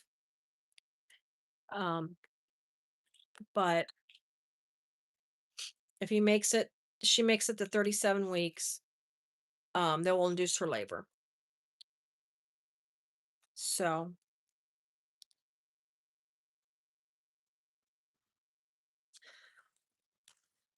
I know you're not gonna laugh at me when I say this. I know but it's gonna sound quite goofy. I haven't said anything to my husband because my husband's gonna say that baby doesn't know, but I know. The baby the baby won't know anything because what's wrong with him is pretty bad. He's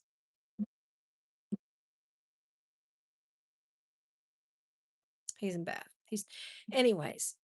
Um he needs an Aunt Tony quilt. That's all I can say.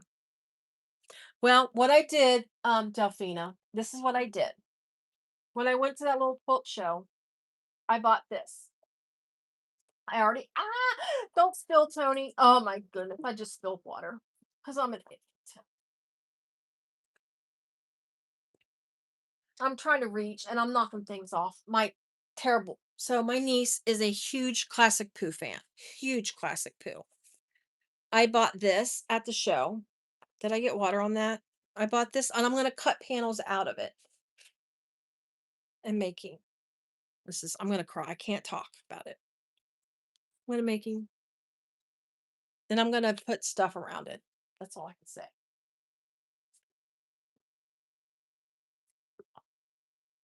Um,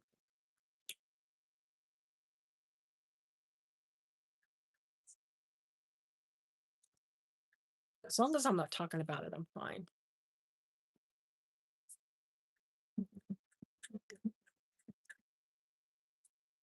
She's young.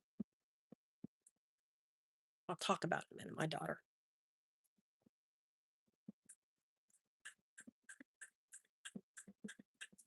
Where you going, puppy?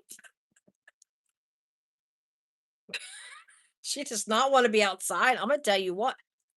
She's back. Did you close the door upstairs? Oh, she sounds like she's flipped and tripped. No, she's ready for bed. So am I.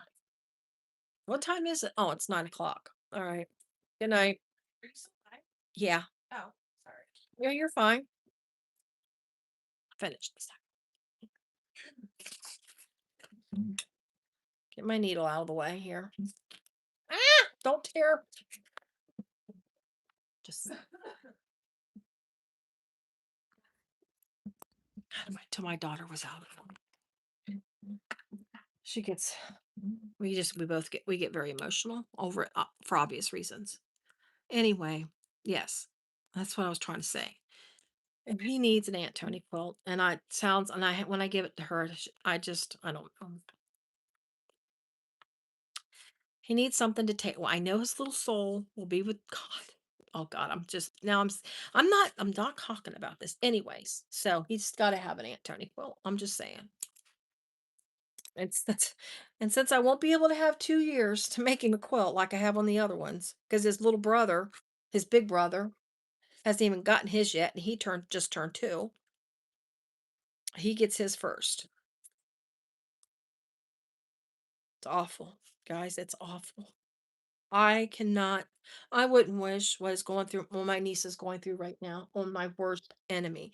I'm telling you, I wouldn't wish it.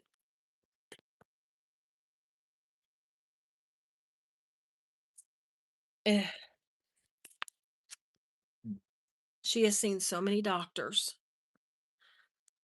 Well, she's gone to 3 or 4 different specialists, and I don't know.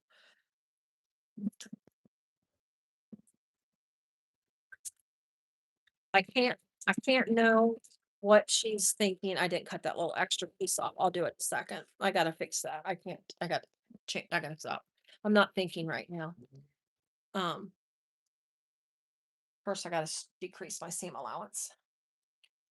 Um, I can't know what she's going through because I've never gone through anything like that. But um, every time I just think about that little baby who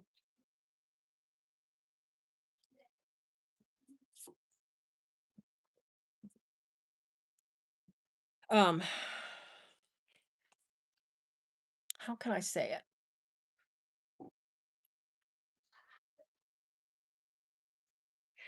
Besides the congenital problems that the baby is, let's just say typically babies like him would typically miscarry um because of all of his issues that he has.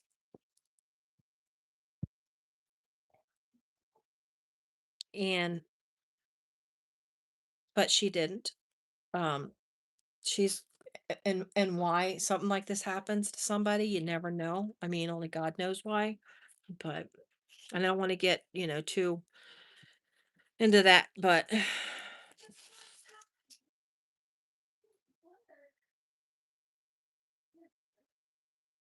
I don't know.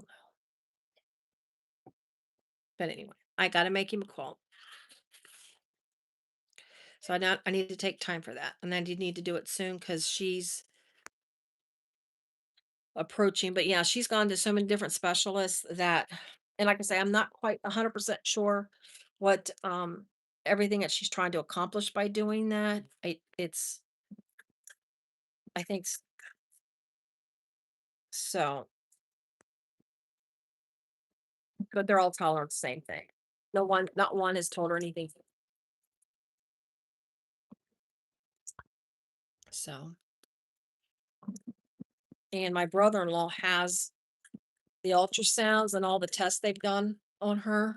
so when they know what the baby looks like. I have not seen it, nor do I want to see it. Um,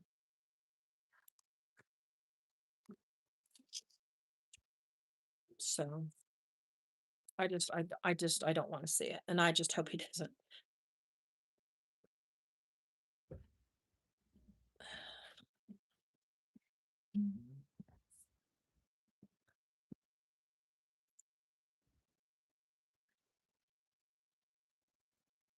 All right, let's get on it better. Let's pick up the spirit and let's say, "Oh my gosh, my look at this. Our bag is almost done." Oh, Lord. All right, let me trim these down a little bit. I went a little big on this zipper. So yeah, I need to make that. And I got to get and I've got craft shoes. I know I've got two in April. I have one in May. One I thought I was going to do. I think it was a scam. So I never responded back to them just in case it is a scam. So I could have had two in May, but I don't, like I say, I don't know about the other one. So I don't want to take any chances. All right. So again, our bottom's open because this is a turned bag. Thank you so much, Jacqueline. Thank you. Yes, please do. Please do. Oh, that's what I was going to say. She's 20. How old is she? Oh my gosh, Mandy, how old are you? 23?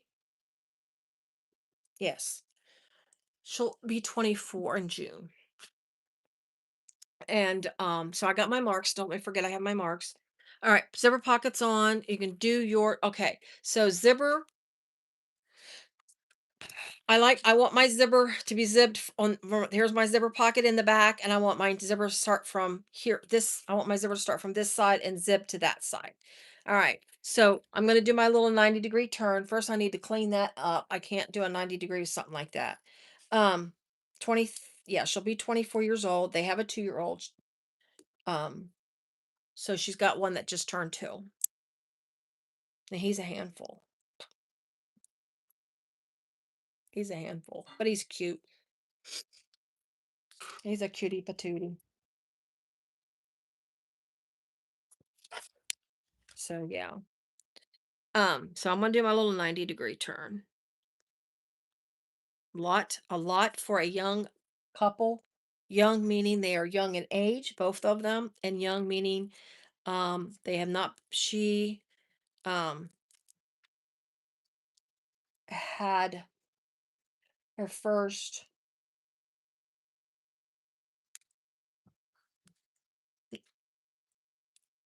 let's just say let's meaning her they've not been married for a very long time. They've only been married for like 3 years, I think.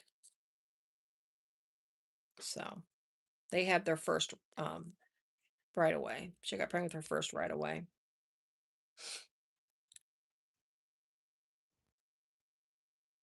So it's a lot. A lot. I mean, it's while he's yeah, it's a lot for a couple, like I said, being young in age and young in marriage to go through a loss of a child. Like I said, I've never experienced it. Thank God I never have. Um, but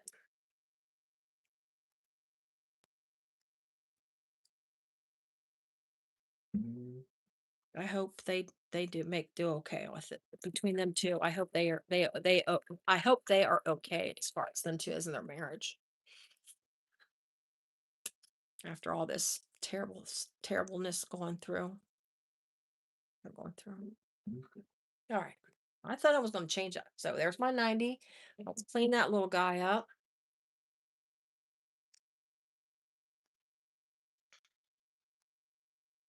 Yeah, I'm just going to do panels and kind of circle around, do some framing. Like I said, she loves classic poo. Grayson, when he was born, his room's done up in classic blue, classic poo, because that's her favorite. She loved classic poo. I can't say the word poo. She loved classic poo when she was a little girl. And that's what she has for her boys. So that's what he's getting. He's getting a poo quilt. Poor little guy. God. All right. So I am going to go ahead and throw some double-sided tape down. I'm going to use 1/4 inch on this. I know it's going to probably be close to my needle. I don't worry so much about my needle slowing down or getting skipping stitches. Um, I just have to, of course, be careful to make sure it's not my needle doesn't get sticky. But the reason why I'm going to do 1/4 inch here to make sure my zipper stays and doesn't move on this smoothie schmooth. And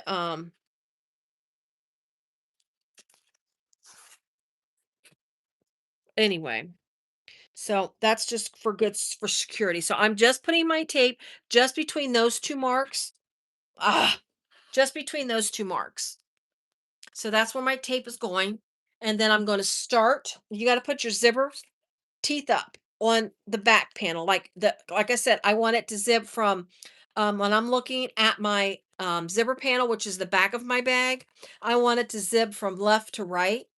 So you want to put your zipper teeth face up, wrong side of your tape to the right side of your lining. Now, this is quite long right now. I'm going to trim it down to the way I like it because this is all I have left of this zipper tape. So I just did not cut it off to the exact length that she gives in the pattern because this is it, and I'm not going to waste, if I don't have to, because I can always trim it down and I would just have that extra. So I'm going to line my teeth up where that mark is, and then run my zipper. Again, remember this is a curved edge. It is going like this, whereas like the Aurora from Petal, it went like this. So this is a sad face versus a smiley face. Why are we sad? Oh, we don't want to be sad faces, right? We want to be smiley faces. Oh, goodness gracious. All right. And you're going to start, of course, where your teeth is, and then you're going to stop where your mark is. So I'm going to carry my mark over to my zipper tape so I know where to stop at on my thing. Now, let's see. Does she have you do? Um, okay. She's hold the zipper with many clips. Or you can be like me, just use some double-sided tape. Hold the zipper. It's funny. Hold the zipper with many clips. I'm going to go ahead instead of basting and then putting this on. I'm going to go ahead since I'm using tape. I'm just going to go ahead and put this on, but I'm going to go ahead and just put my tape on the zipper. I'm taping this bad boy this way too. I am not taking any chances of it slipping. So we're going to get this on here. Doop, doop, doop. All right. So you don't have to have me doop doop. Yeah. Well, um Delphina, typically, yes, I would, but because I left my zipper tail a little long and it's not going to get closed off until after um it's put together. I'm not trimming my zipper um tape off until I get done and get the right length that I want. So I don't need to put my zipper pull on yet. So I'm okay right now without my zipper pull. But thank you for asking because I can't tell you how many times I have done zipper pulls on like what I call ended zipper, and oops. Oh, my little tulip trio pouches when I make my tulip, I don't know how many times I've made a tulip trio pouch because it's got the little closed ends, that's not, there we go. There was a little extra piece. Um Tulip trio pouches, how many I've made, and I've had to undo the end to put my zipper pulls on because I'm a goofball. But then I got smart, and since these are just like little pouches that I sell at the shows, just have a little extra for the shows, I bought cheap zipper tape from Amazon, and it's cheap. It's not the best zipper tape, I'm not going to lie, but it's good for pouches. Oh, Tony Lorene, let's do it right. So remember, you're going. So Sorry. Remember, the top of this is what I call the sad face. And if anybody who's quilting will know, I got my now the top of this is just like this, and you got to put this against this other one. Like, see how when you put this, let me get my centers, find my centers again. There we go. So you'll see that this quite doesn't match because this is going up like this and that's going down. So that's another definite good reason to use tape because you've got to work your piece to go down. I'll be honest with you, doing this with vinyl is so much easier than fabric. Um, that's my personal opinion because I just like making like the drunkard's path quote block. Mm-mm. Nope. We don't work well together. I don't know why. But anyway, so I'm taking this down. Now, when I get to the sides, like I'm going off where this ends, I will obviously go ahead and clip that on because there's no tape there. I'm going to throw a couple clips here. Now, this side where my tape sticks out, you got to take your zipper and you got to take it down like this so you don't sew the rest of your zipper in with the upper lining piece. So, and this is where I always have it where it sometimes for some reason I always it always kind of looks kind of twisted a little bit for me, but it's not really that noticeable. I just notice it. So I'm going to twist that zipper tape down like that so it's not caught in that seam here at the very end. So you because you want that free in your bag. So now we're going to sew this, but we're going to sew this lining side up. It's to me, it's easier. Does she tell you? Let me see if she tells you how to sew it.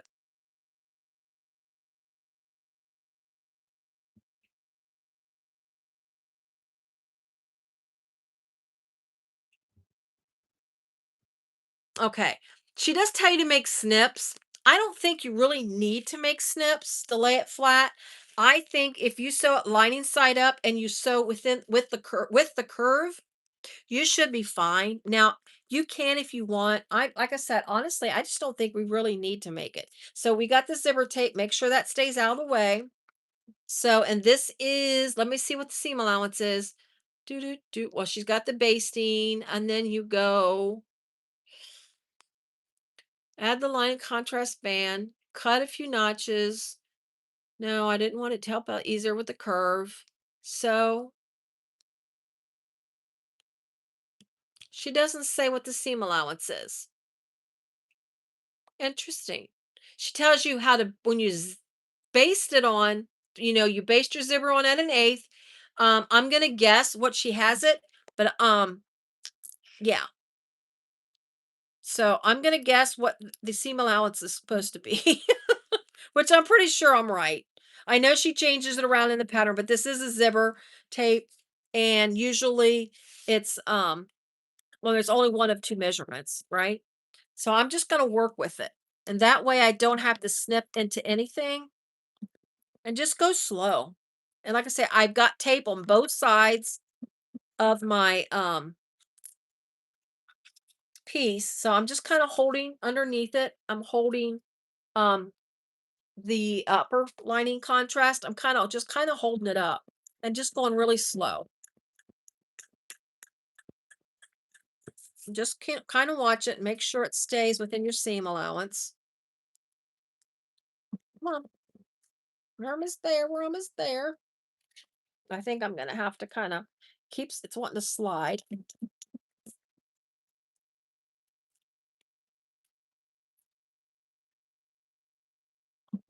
There we go.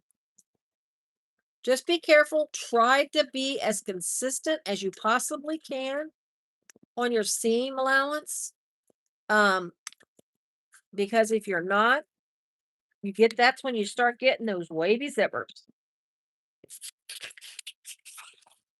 It's and using a good zipper does help. So yeah, don't use those Amazon zipper tape on this.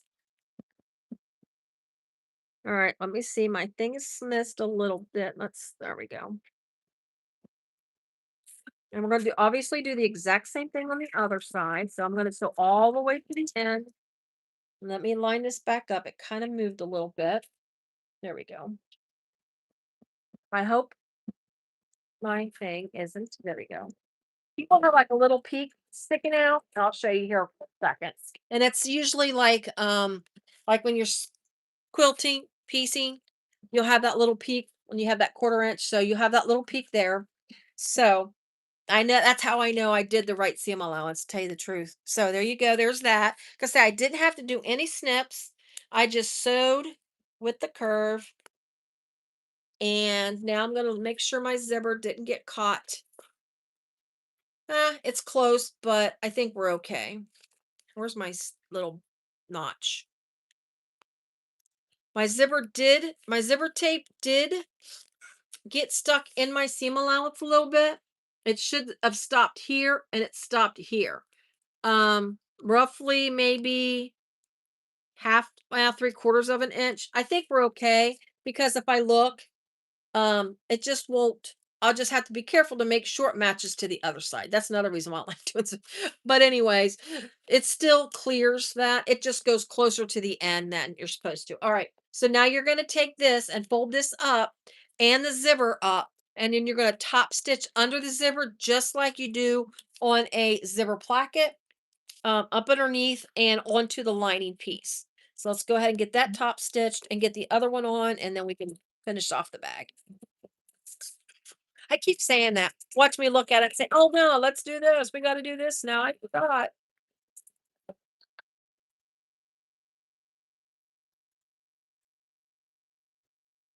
Appreciate.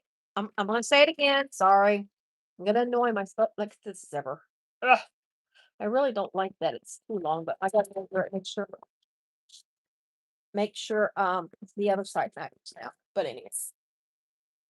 Ba, ba, ba.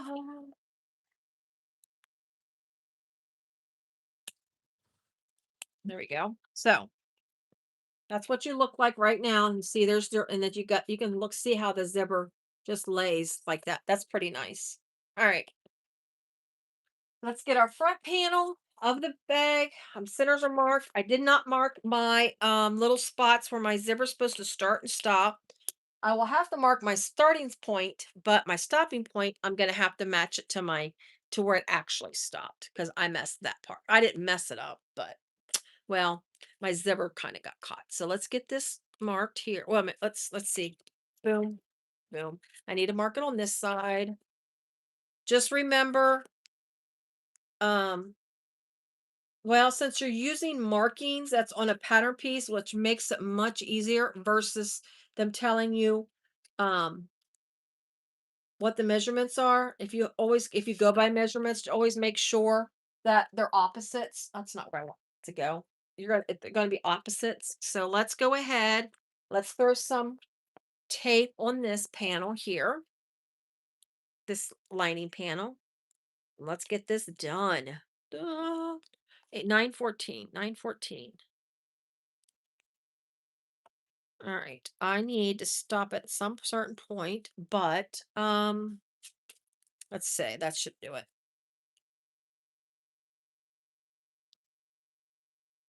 A lot of tape, but it holds my zipper. My light, I'm losing viewers, but that's okay. It's late. It's getting late here in the Eastern time zone. And I probably lost people with my sad stories. Sad stories. Life. It's life. Ugh. All right. Do, do, do.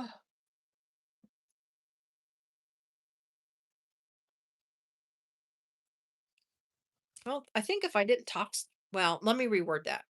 I know if I didn't tox it darn much, I'd get done so much quicker. All right. So I'm going to set this now. You're technically supposed to separate your zipper at this point, but I need to mark where this stopped since I messed up, and I don't want to unstitch and restitch and then have all that extra messness going on. So what I'm going to do is I'm going to line it up like this and match it up. Now, this is not the easiest way of doing this. I'm not going to lie. So let me go ahead and work this, figure this out. Get this lined up where that belongs on here. That I know is going to be right. Let's get that started. And then I'm just going to lay it down to make sure my lining does line up with it. If I can get this to work, if I had fingers that bent, it would be so much easier. But when you have fingers that don't want to bend, it makes it a little difficult. All right. So if I lay this down according to the way I have the zipper, that looks nice. That lays nice. Okay. So I'm going to go ahead and do it this way. That way I'll know where to stop my zipper sewing. Um, and then I'll separate my zipper. But normally you would just separate your zipper and do it right and do it the right way. Um, but anyway. All right. So boom, boom, boom. All right. That's where it's supposed to stop. That's where it's actually stopping. So I'm going to stick a stick pin. Doo-doo. Put a stick pin here. That will tell me that I definitely cannot go past that point or my zipper will look really bad. So I got a stick pin in there to match up where it actually ended at. That's what you do when you mess up like that. But it's if it was really, really close to the side, I would have unstitched and done all that. It'll just be close to the end, which is not really a big deal. All right, let's separate my zipper now. Look at that. All right, zipper is separated. Double side tape. Get this sewn. I think da da da blah blah. Stitch it. Leave the bottom open.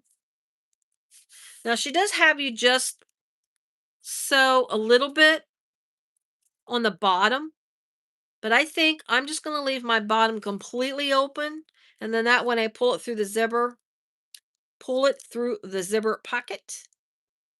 Um, when I pull it through the zipper pocket, I will I'm all yeah, let's do it that way. I'll just stitch it all up. So that way I can just pull it straight through the zipper pocket and not struggle with my turning and my burning. I'll turn with the little minimal burn. Sorry. Getting late, guys. Getting late. I wish I could do these earlier. But my problem is if I do them earlier, it's when people are coming home from work or in my time zone, if I to try to do them earlier. And then the people out on the West Coast, it's like right around like they're right before their dinner time and stuff. And I think I would get less viewers there. Saturdays are kind of hard. I try, but problem with Saturdays is I know Barb and Lori like to do their things on Saturdays sometimes. So anyway, all right. So that's out of the way. Let's hope it stays out of the way this time. I'm gonna hold it down. Hold it down. This girl at work says the word hold it down. I love the way. And she's from Indiana and she says, hold it down and start my stitching, making sure that zipper stays out of the way. There we go. Back stitch. Keep that zipper. There we go. All right. We are to the pin. I'm going to pull that pin out. It's get stuck on the tape. There we go. All right. And work that. It's done. Now, I'm not sewing it from the lining side up, am I? No, I'm not. But you know what? It's still doable. Still doable. Just go slow.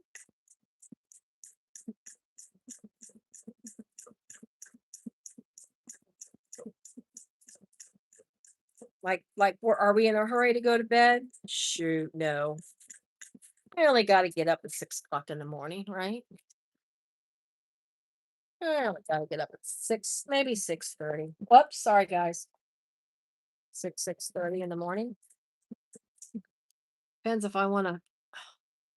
No meetings. Well, I have a meeting tomorrow, but it's a no camera meeting tomorrow, so I don't even have to look decent tomorrow at all.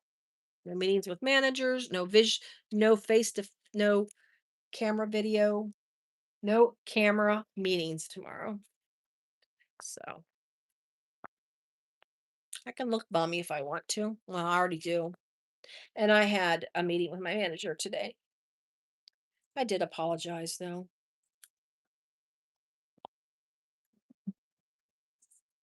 Yeah. I was thinking, man, I did a worse job with this ever, but it's fine. It's just the way it was laying. So just kind of pull it out, make sure because you got that curve. It wants to kind of curl up in there.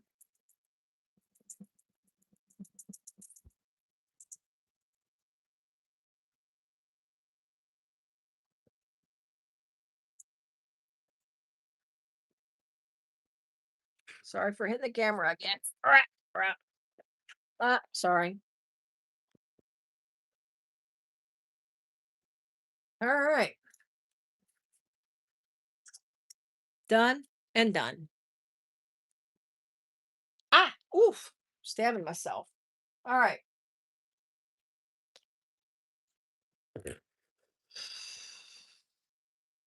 Lining assembly.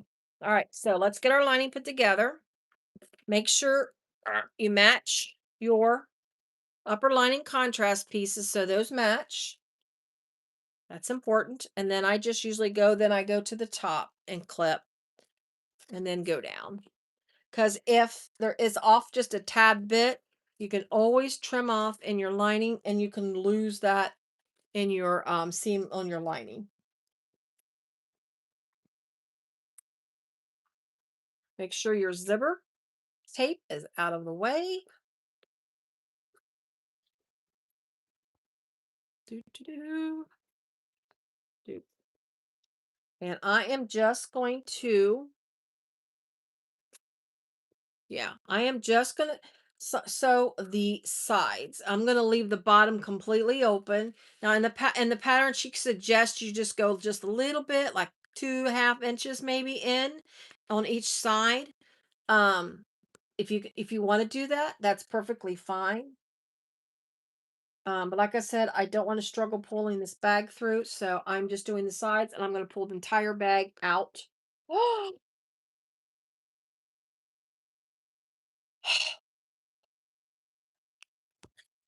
Look at that. Can you believe it? I mean, can you believe this?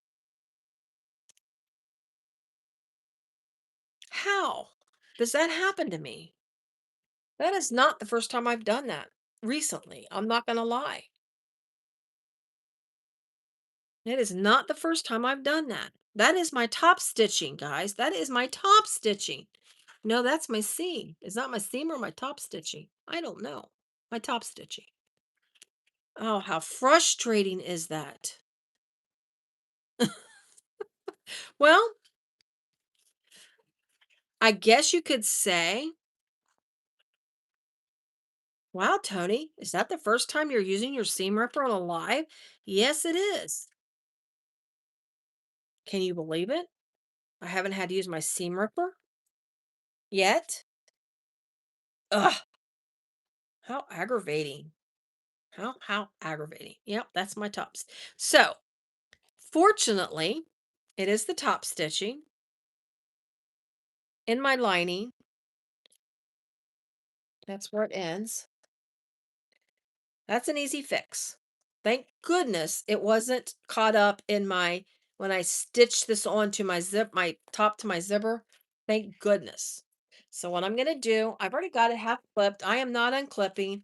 I am just going to start and stop right where that I pulled it out. And I can back stitch. This thread looks very good on this lining.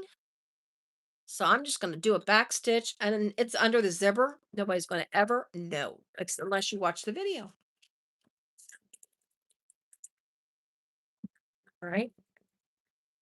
Nobody will ever know. I did. I was gonna say I better have gotten it out of the way. Oh my goodness gracious! All right,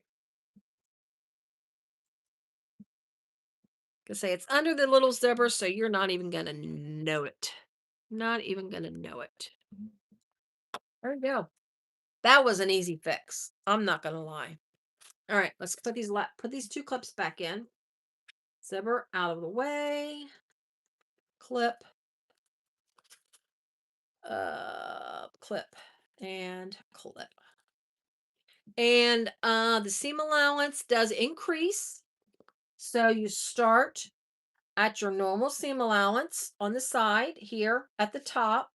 I increase my seam allowance before I get to this part here because I have found if I don't, it's really kind of baggy right at that spot. So I do increase just before I get to that. So it's that part has got the gradual increase, or it's not the full increase, but let's say half and half.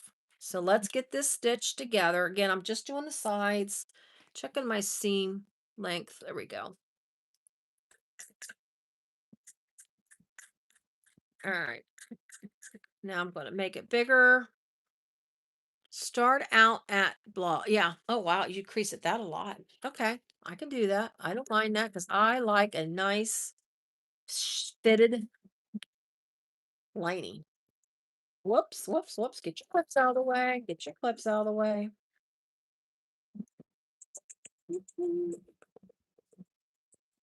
Sorry for hitting the camera. Sorry, sorry, sorry.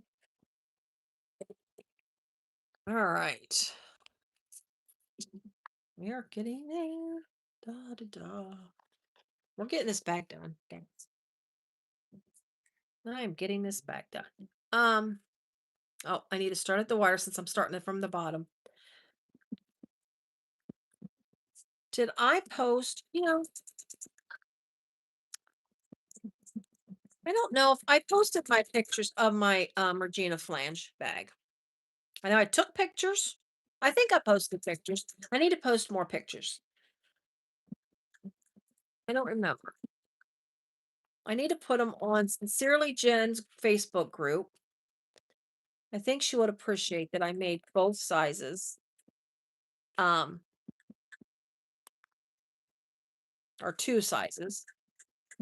I want to make the handbag size too. I'll get to it eventually. But yeah, I don't know. I don't know. I need to post more pictures on Facebook. All right. So again, I'm leaving this open so I can do an easy, quick pull through. There's that. We got that. Let me, I'm going to trim my seam allowances, but I'm going to leave this part. I'm going to leave a little bit right here. I don't know, about 3/4 of an inch of it. So when I do this piece, when I sew box my corners, to me, it's easier, with the bigger seam allowance when I box my corners. I mean, that's up to you how you want to do that. And then I'm just going to snip in just below where I started increasing my seam allowance, snip in, and then stop there. Do a little snip there like that. Let's see. Let me hold it back so you can see like that. That's why I got a little bit there, a little bit there. All righty. Doodaloo.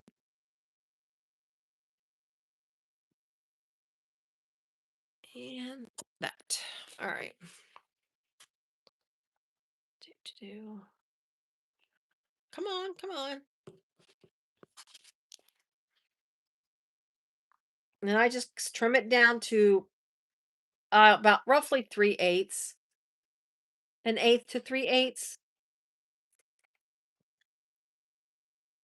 just so it's not adding bulk in my bag. There we go. So we got that. We got that. Well, now, oops, oops, oops. Let's grab this beautiful, beautiful bag. Beautiful bag. All right. So we are going to, this is my front. That is my front of my bag. So we're going to go like this, drop her in, give her a little smoosh. And also, I think having a big opening like this helps with the drop in too. Helps the bag in there so it's not so smushed, confined. Whoop, there we go. I'm about to already birth it. This might be a premature baby. Sorry. All right, so let's get these clipped up. Let's get it stitched. Flip it, top stitch it, turn it, and then burn it, and then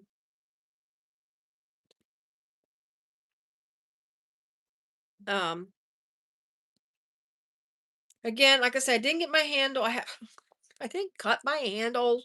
My other handle, I cut one handle. Ugh.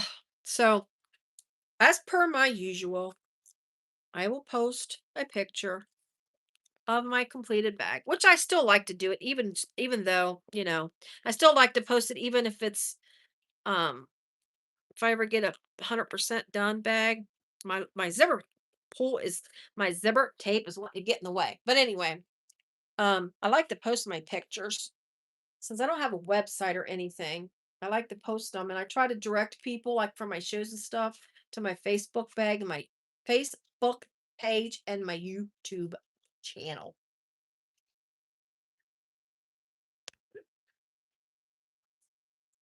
I need to post, probably I'll post that Regina flange pattern review.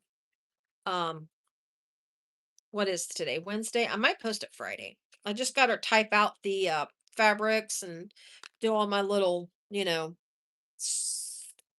stuff used kind of stuff.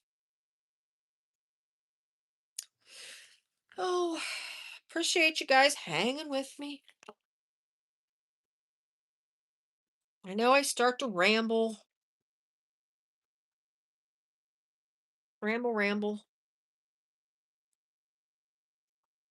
It's partly getting tired and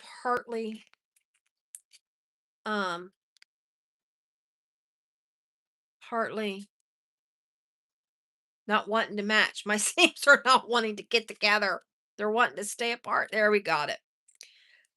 Partly, yeah, partly being tired and partly um running out of things to say. That's that, I tell you what, anybody that's interested in doing YouTube, I'm gonna throw this out there. I love doing lives, obviously, because that's mainly what I do. Now, I don't get reimbursed for my YouTube channel yet, so it doesn't affect me because I've heard, now I don't know if this is true. This comes from the people my husband watch and his goofy car shows. When these guys get up there and whine because they quit their jobs and they do YouTube full time, so they get up there and whine about how YouTube changes everything on them, so on and so forth. Okay, whatever. Men, I'm telling you what, men YouTube people, whiny. I do not hear the bag ladies that I watch whine and cry about it. But anyway, so, but I have been told that YouTubers do not get reimbursed as much on lives as they do on recorded videos. Again, I don't know if that's true or not. Hi, Wendy. Making the, oh gosh, Jeannie told me the hosting. I don't know. I have to go back and look how how she told me to pronounce it. I'm terrible. But anyways, we're almost there. Look at that. Oof. All right. So we're gonna stitch this on. Blah blah blah blah. What is my to assemble? Use the align the side seams, clip all of them, and use a bloody blah seam allowance. Another different seam allowance. See, like I said, if you get this pattern and sew it, watch your seam allowances. Make sure you follow your directions. It changes throughout. It changes just throughout. All right. So let's get going. Um, Anyway, I done forgot what I was saying. My brain. My brain. This is my brain on tiredness. I'm gonna tell you what. So just go slow because you've got these curves in this bag, which are really nice. Oops. I think that's what makes it classy looking is the curves and the rounded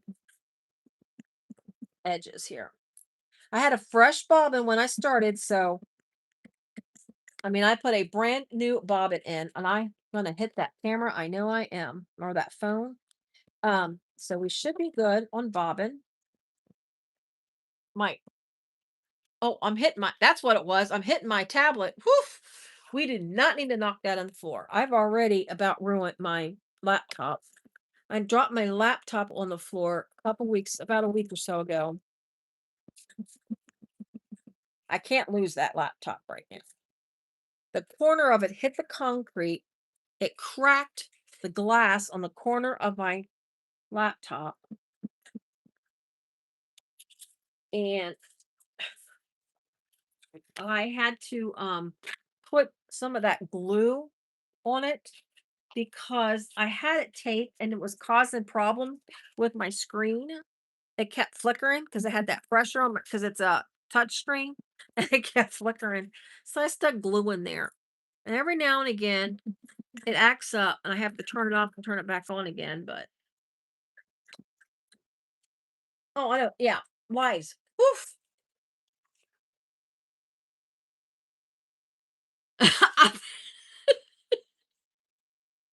They could it would just pop back in my oh god, guys. I'm so sorry. I'm really not a silly person. I really ain't. I'm just tired. I'm just a little tired. I know the bag's in the way. So, anyways, yes. So I was just saying what I was saying was yes, men YouTubers, car guy men YouTubers to be exact, because that's what my husband watches, whine about their reimbursement. Because they said that a live, you don't get paid as much on a live as you do on a recorded video. So I don't know. Again, I don't know how much of that is true. But what I was saying is I like doing lives because editing is one of those things that I have problems with. I just ugh. And a lot of these a lot of the YouTubers my husband watch, they have people that edit for them because these are these people that have million subscribers and you know million views, whatever, whatever. Apparently, car guy working on people working on cars is a big thing. I like to watch my bag videos, bag making videos, and um I like to watch RVer TV. I'm gonna give him a plug. I'm gonna tell you what. Goofy guy. But I love watching RVer TV. He just started out traveling in his RV. It's an older gentleman. I'm guessing, I don't know his true age. But I'm guessing he's probably in his 70s. Is my guess. And he actually he stays in courtside a lot. I don't know where he actually lives because he lives I don't know what he does, where he lives. But as the name says, he's just kind of started out going to RV parks, talking about RV parks, traveling and stuff like that. That was like the main gist, but he does a lot of traveling. He travels from April, May, or May. He usually goes out east and then comes back. And then during the winter months, he'll stay like local and drive around. He'll go to parts of California, northern Arizona, into Nevada and Utah, stuff like that. You know, where it's not snow, obviously, during the winter time. And he tries to film out through there. And that's some of my favorite places to watch, to see. Um, anyways, if you like watching someone just drive around travel video, like, and he's funny, he's goofy. I watched him so much that I could guess some of the things that he's gonna say, no lie. He'll be I just, like, threw that thread across the tape desk. Like, what a slough. Um, anyways, I gotta sweep my floor anyways really badly. But, he's so funny, and he says things he's so predictable. He reminds me of my dad a lot. I think that's why I like watching him because he reminds me of my dad. I'm taking this slow, sorry, guys. I'm trying to take this slow because of all of the curves and everything to make sure I get it right. Oh, there we go. I was afraid I went too far. But anyway, he's, he's just I just love watching him. I love where he goes. He goes to his big thing is small town USA. That's his big thing, a small town USA. And he does. He goes to a lot of these small towns, a lot. He drives through a lot of small towns, back roads, small towns, and he um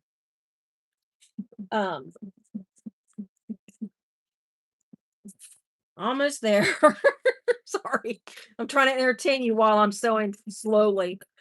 Anyways, he doesn't do a lot of interstate. Well, if he does any interstate driving, he doesn't show it. He films a lot of his stuff. And ha, and anyways, so I just love it's just so great watching. He was just out at the video he released today was in somewhere in Nevada, over by the Utah border. Casca, Casca, I don't know. There's a Cathedral Rock State Park or National Park is where he was at. But the little town. So there we go. That's all dead. Now I'm gonna leave it. I'm not trimming this off at the top. So I'm gonna pull my bag through now and then we'll top stitch. But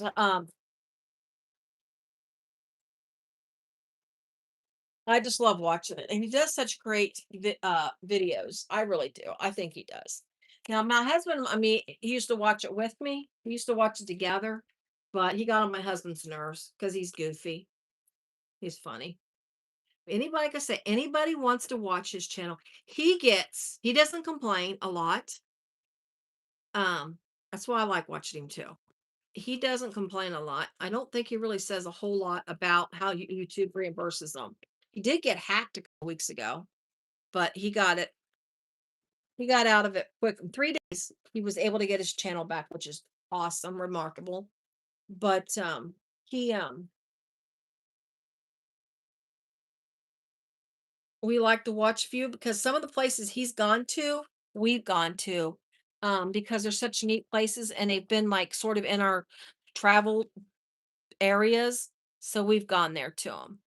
But yeah, he's like I say, he's always in court sight through the winter. He does the uh what is it? Tyson Wells is like a business or something, I guess. They do like a huge tent sells a lot of people go there in the winter and sell stuff. Tent it's a big tent show. Um he does that. He goes to and that's like what January, February. And then he does Portside has a huge uh like an RVer slash travel people like where you can buy solar things and all kinds of stuff. He goes to one of their big shows every year. He'll feature that. I don't watch those as much. I still watch some of them just because they're interesting. Um, yeah. Like I say, he's in his 70s. He started doing this when he retired. This wasn't something that he did while he was working. I mean, he did a little traveling here and there, but he started doing this when he retired, and it was before the big, you know, travel and movement, RV and movement started. Is how long he's been in his channel for like 15 years. I'm only talking about him because he had a video drop today and trying to kill time.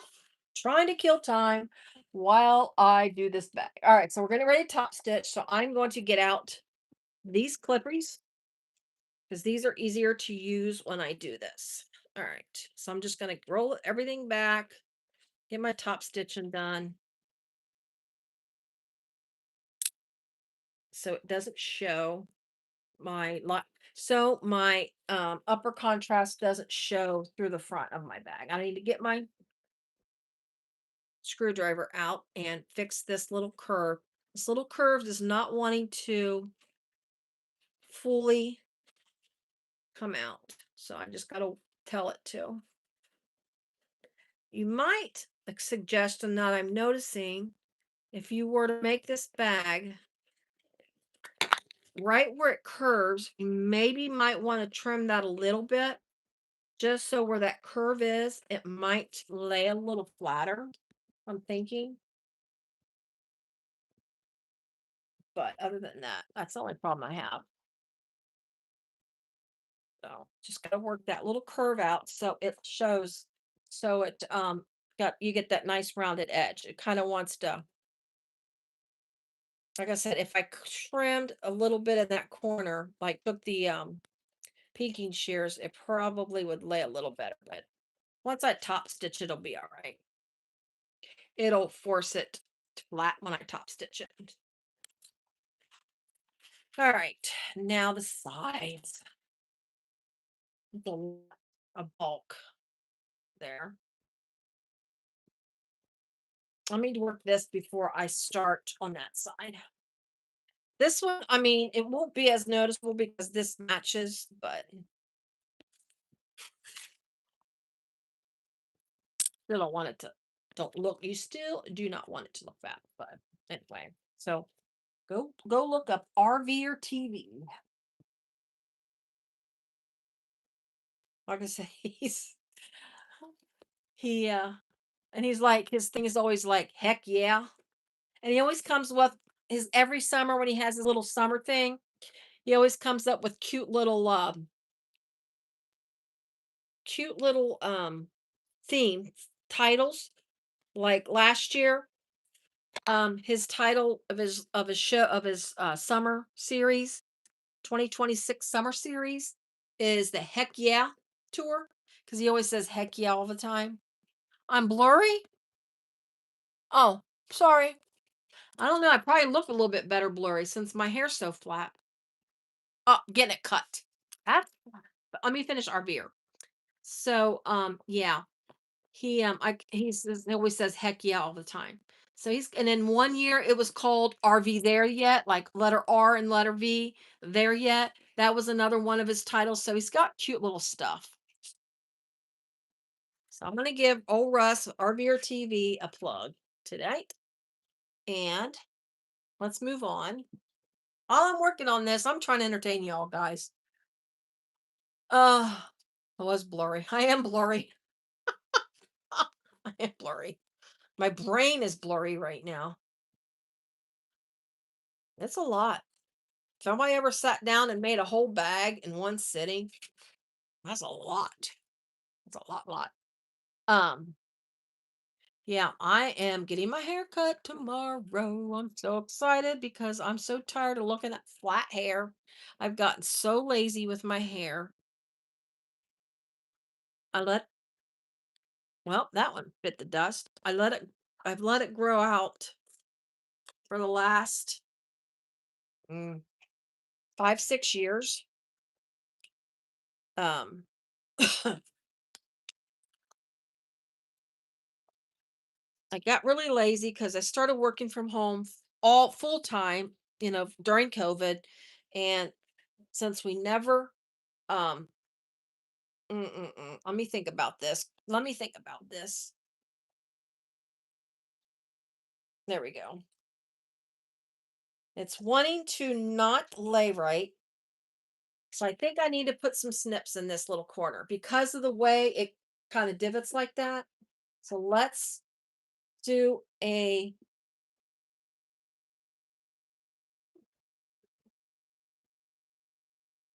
I'm going to grab my pinking shears and kind of trim out some of that a little bit. But anyway, I used to wear my hair short all the time. I haven't had long hair like this in years. And I started growing out before COVID. And then when COVID came and I started working full time at home instead of just a couple days a week like we did, um, and we just stayed at home because there was no reason for us to really go in the office. I can't. I can't. Anyway, I've just gotten really lazy with my hair and I need something fresh. All right, I'm trying to cut and I'm trying not to go crazy with the scissors because once I get past this bulk, there we go. And I'm using the pinking shears to help alleviate some of that in the center because it wants to bunch up in that corner.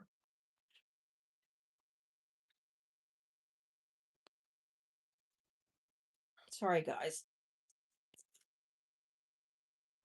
I can't get it. I just want it to lay right when I top stitch, obviously. And I'm trying to do it because I've already clipped. I am not unclipping. So I'm just trying to do this real fast. So if you guys got to go, I get it. I appreciate it.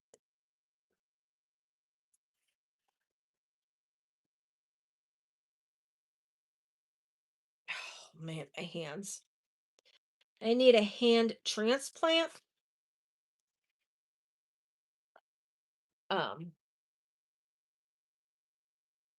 well, I say that jokingly, obviously, but I'm trying to keep from cutting into my bag the wrong way. This is thick. Anyways, there we go. I say that jokingly because I went to my doctor a couple weeks ago about my arthritis, and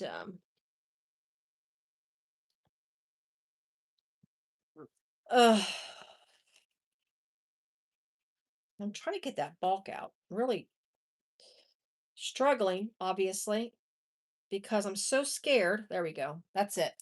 Not cutting anymore because I am so scared. I'm going to cut into the lining, do something silly, ruin the bag at the last minute. I think that worked. That worked. That worked. Okay. Anyways, so yeah, my rheumatologist is like, I mean, I got one more test to do to make sure it's not something else. Um, but pretty much, and I'm pretty sure it's just it's erosive osteoarthritis, which I already it's what she diagnosed me with a couple years ago. She's just making sure it hasn't developed into psoriatic arthritis in my hands. Um, but when you have erosive osteoarthritis like I do, there is no cure, there is no medicine for it. Um, and when the pain meds don't work anymore, they talk about fusing your knuckles.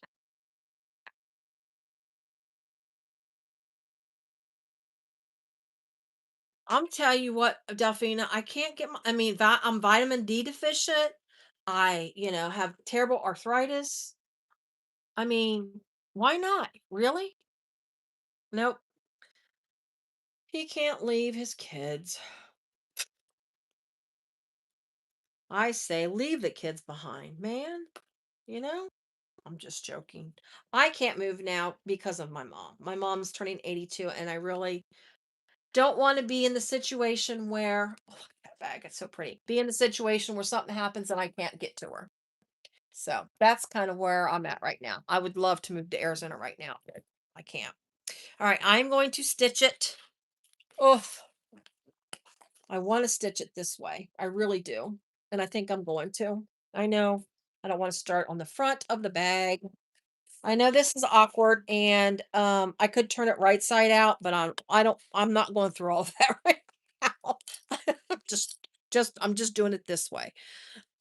Steam. I need to increase my stitch length. Yeah, but anyways, talking about fusing this part of my finger and doing some kind of replacement in my knuckles because there's no cure and and the pain meds don't work, which they don't. Of course, bag making doesn't help. See, this one is fused on its own. She said, that's fused on its own, but my knuckle don't bend. This one is not fused. Do you see how bad it looks? Um, that's holding it out straight. All right. Well, this is straight. I don't want to gross people out. This moves around very freely. Just going to say that. Moves around very freely. So does this finger. This finger, I'm glad I held up the right finger. So does this one, just not as bad as this one. So, yeah. I said, no. Well, I didn't say no to her yet, but that's what I will say. Because for two reasons. I don't want to have another surgery because when I had my carpal tunnel a couple years ago, I had that infection, and I'm gonna tell you what, that freaks me out. I'm sorry, I'm not gonna lie, it scares me to death. And number two, I can't afford to take off work that long. I mean, I don't know how long you'd be off for that, but I'm thinking I type for a living. It's not the sewing part that would bother me being off sewing. I mean, yeah, I'd like to sew, but it's the work being off work and not get paid part. I mean, I would get paid, use up my PTO first, shoot, and it would go into my long-term disability or short-term, which I have it maxed out where I could get the most, which is 60%, but that's still not enough not enough for my living. I have a, you know, fancy lifestyle. I want to eat, pay my rent.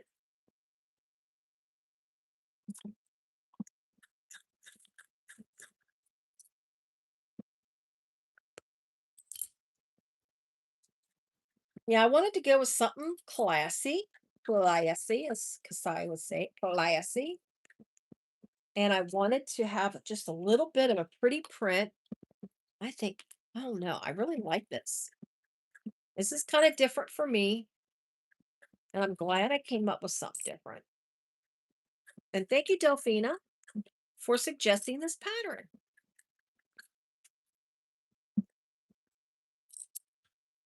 Again, I put the link in my description. I'm not going to butcher the name again. Jeannie told me how to pronounce it, and my brain is just shut down, and I can't remember. I know that Jay's pronounced with an H. Josefa, think. I don't know. Bad. All right. We're gonna smush and scrunch through here, which is fine. I don't mind doing that. Don't mind it. But we are almost done. Let's see. There we go. There we got it. We got it. Give it a little bit more of an encouragement to stay flat there.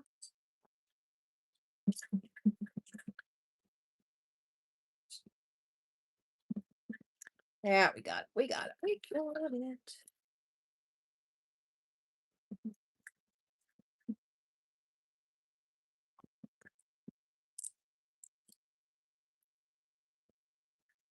All these little curves. I think, quite honestly, as you notice, it's not a hard bag to make. I think if I have to say, the most difficult part are the curves. Um, Obviously, if I had a cylinder arm, that would make it a lot easier. That I do not have, that I will not ever have. Most 99.99% positive with that. Here we go, back to the beginning. I'm back stitching on this, by the way, because it's not my preference, but it's not noticeable. So, all right. Make sure I meet right back up. Check in one more. Check in. I'm gonna make sure I end in the right spot. There we go. and back. Mhm. Oh, you can't hardly tell I backstitched. All right, let's do a little lighter action on that right there. Just make sure. Oh, that's so pretty. Get that pretty bag. Pretty bag, pretty bag. All right, let's zip it up. Let's take a gander. All right, so as I said, my zipper is a little close to the edge, but it's still doable. Where is my, let me get it turned. I get my zippers turned the right way so I can put my zipper pulls on. Turn it. That's right. I can't get, there we go. I can't, I'm trying to turn my zipper. There we go. Because my zipper is really close to the edge of my zipper tape, closer than it's supposed to be. I'm trying to grab it and turn it, and I'm like, oh my gosh, did I put my zipper on backwards? I was scared to death for a second that I put my zipper on backwards. Because if some of you may not know, when I did the Ororosa's slouch shoulder bag, simplistic slouch shoulder bag, I put my zipper on backwards, and I covered that up very well, by the way. And I took it apart. I totally dismantled it and redid the whole zipper part and lining, everything. Yeah. I kept that one a secret till now. I don't think that's I don't think that's the right side. Let's get it in there. There we go.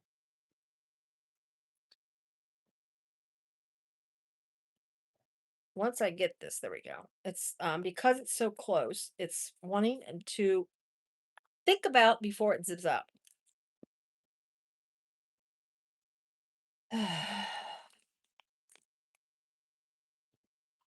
I can't get a hold of the zipper pull. There we go. It's caught. That's why it won't go. It's caught. Oh, there we go. Got caught on my zipper tape. Oh, I do like that. Oh,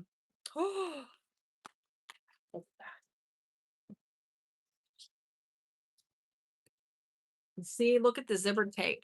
It's that list little bit minty right in the middle. I think that looks good. I was worried. Hi Bernice. How are you doing? I'm doing good. Tired. I'm tired. It's been a long video. So there we go. Again, I have to say I gotta cut the other handles. And I ran out of time to do the handles, but I'll take a pictures of it once I get the handles on it. And because of the style of this bag, if I have strap ins, and I think I do have strap ins in gold, I'm going to strap ins this one. I think this bag deserves strap ins. Um, so it covers the ends of my straps and it makes it look a little classier. But look at that. And then I just got to clean this up. I wish I hadn't gone so close to that end, but it's fine. It's still workable. I'm gonna cut my zipper off just short, just so it peeks out a little bit. It just won't be tuckable. Where you can normally tuck your zipper in. That's the only disadvantage of me being going too close. So just be careful. Make sure you do stop where she says to stop. And if you mess up like I do, take it out and fix it. Don't be like me. But I'm going to make a short little stop here. I'll have my little zipper end here. So it'll just peek out. And it's got a nice zipper closure like that. Look at that. That's so pretty. And then you just unzip it like that to there. And you can still get in it. I know I got to sew this up. I'm sorry, but we're going to stop there. It's 10 o'clock. That's 3 hours. I did not plan to be on for 3 hours, quite honestly. But there it is. Isn't that pretty? Such a nice, classy bag. Look at that. Woof. All right, guys. That's it. Let me hold it back. Ooh, get my camera. Let me bring it up a little bit. So my hand's going to get in the way.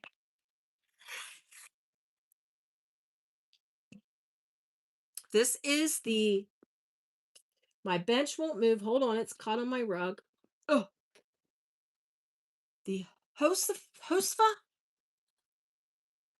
bag, Shamballa. Again, this is a 2021 pattern, the 2021 edition. She's got it there at the top. There's the bag. My handle will be two-toned. It will be the peach from Tulip Bee and the polar bear. It'll be two-toned. I'm going to have the white on top, and this will be on the bottom for a reason, because this is white and your hands are going to most likely be grabbing the handles.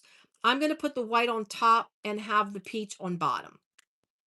I got to cut out another two pieces for my strap because my brain wasn't thinking at lunchtime when I was cutting this. I cut this really fast, this bag really fast at last night and at lunchtime today. So but this is it. I will take final pictures of it when I'm done. And thank you so much. Thank you, Delphina, so much for being my moderator. I really, really appreciate it. Missed you, Lindiana. So hopefully everything's okay with you. I don't know. But anyways, everybody, thank you so much. I really appreciate it. I appreciate you sticking with me. Um, go get your pattern. I've got the link for all of my stuff. I just told you exactly what it is, what it's made from. I need to run some heater on it to help with that wrinkles. But yeah, it's so cute. And it's a nice roomy bag. Let's unzip it one more time. Let's look at it one more time. It's a nice big bag. Great bag. Everyone, good night. Have a great evening. We will talk soon. Everybody, have a great Easter. Spend some time with your family. And everybody, just remember, Jesus did die for your sins. Thank you so much. Bye.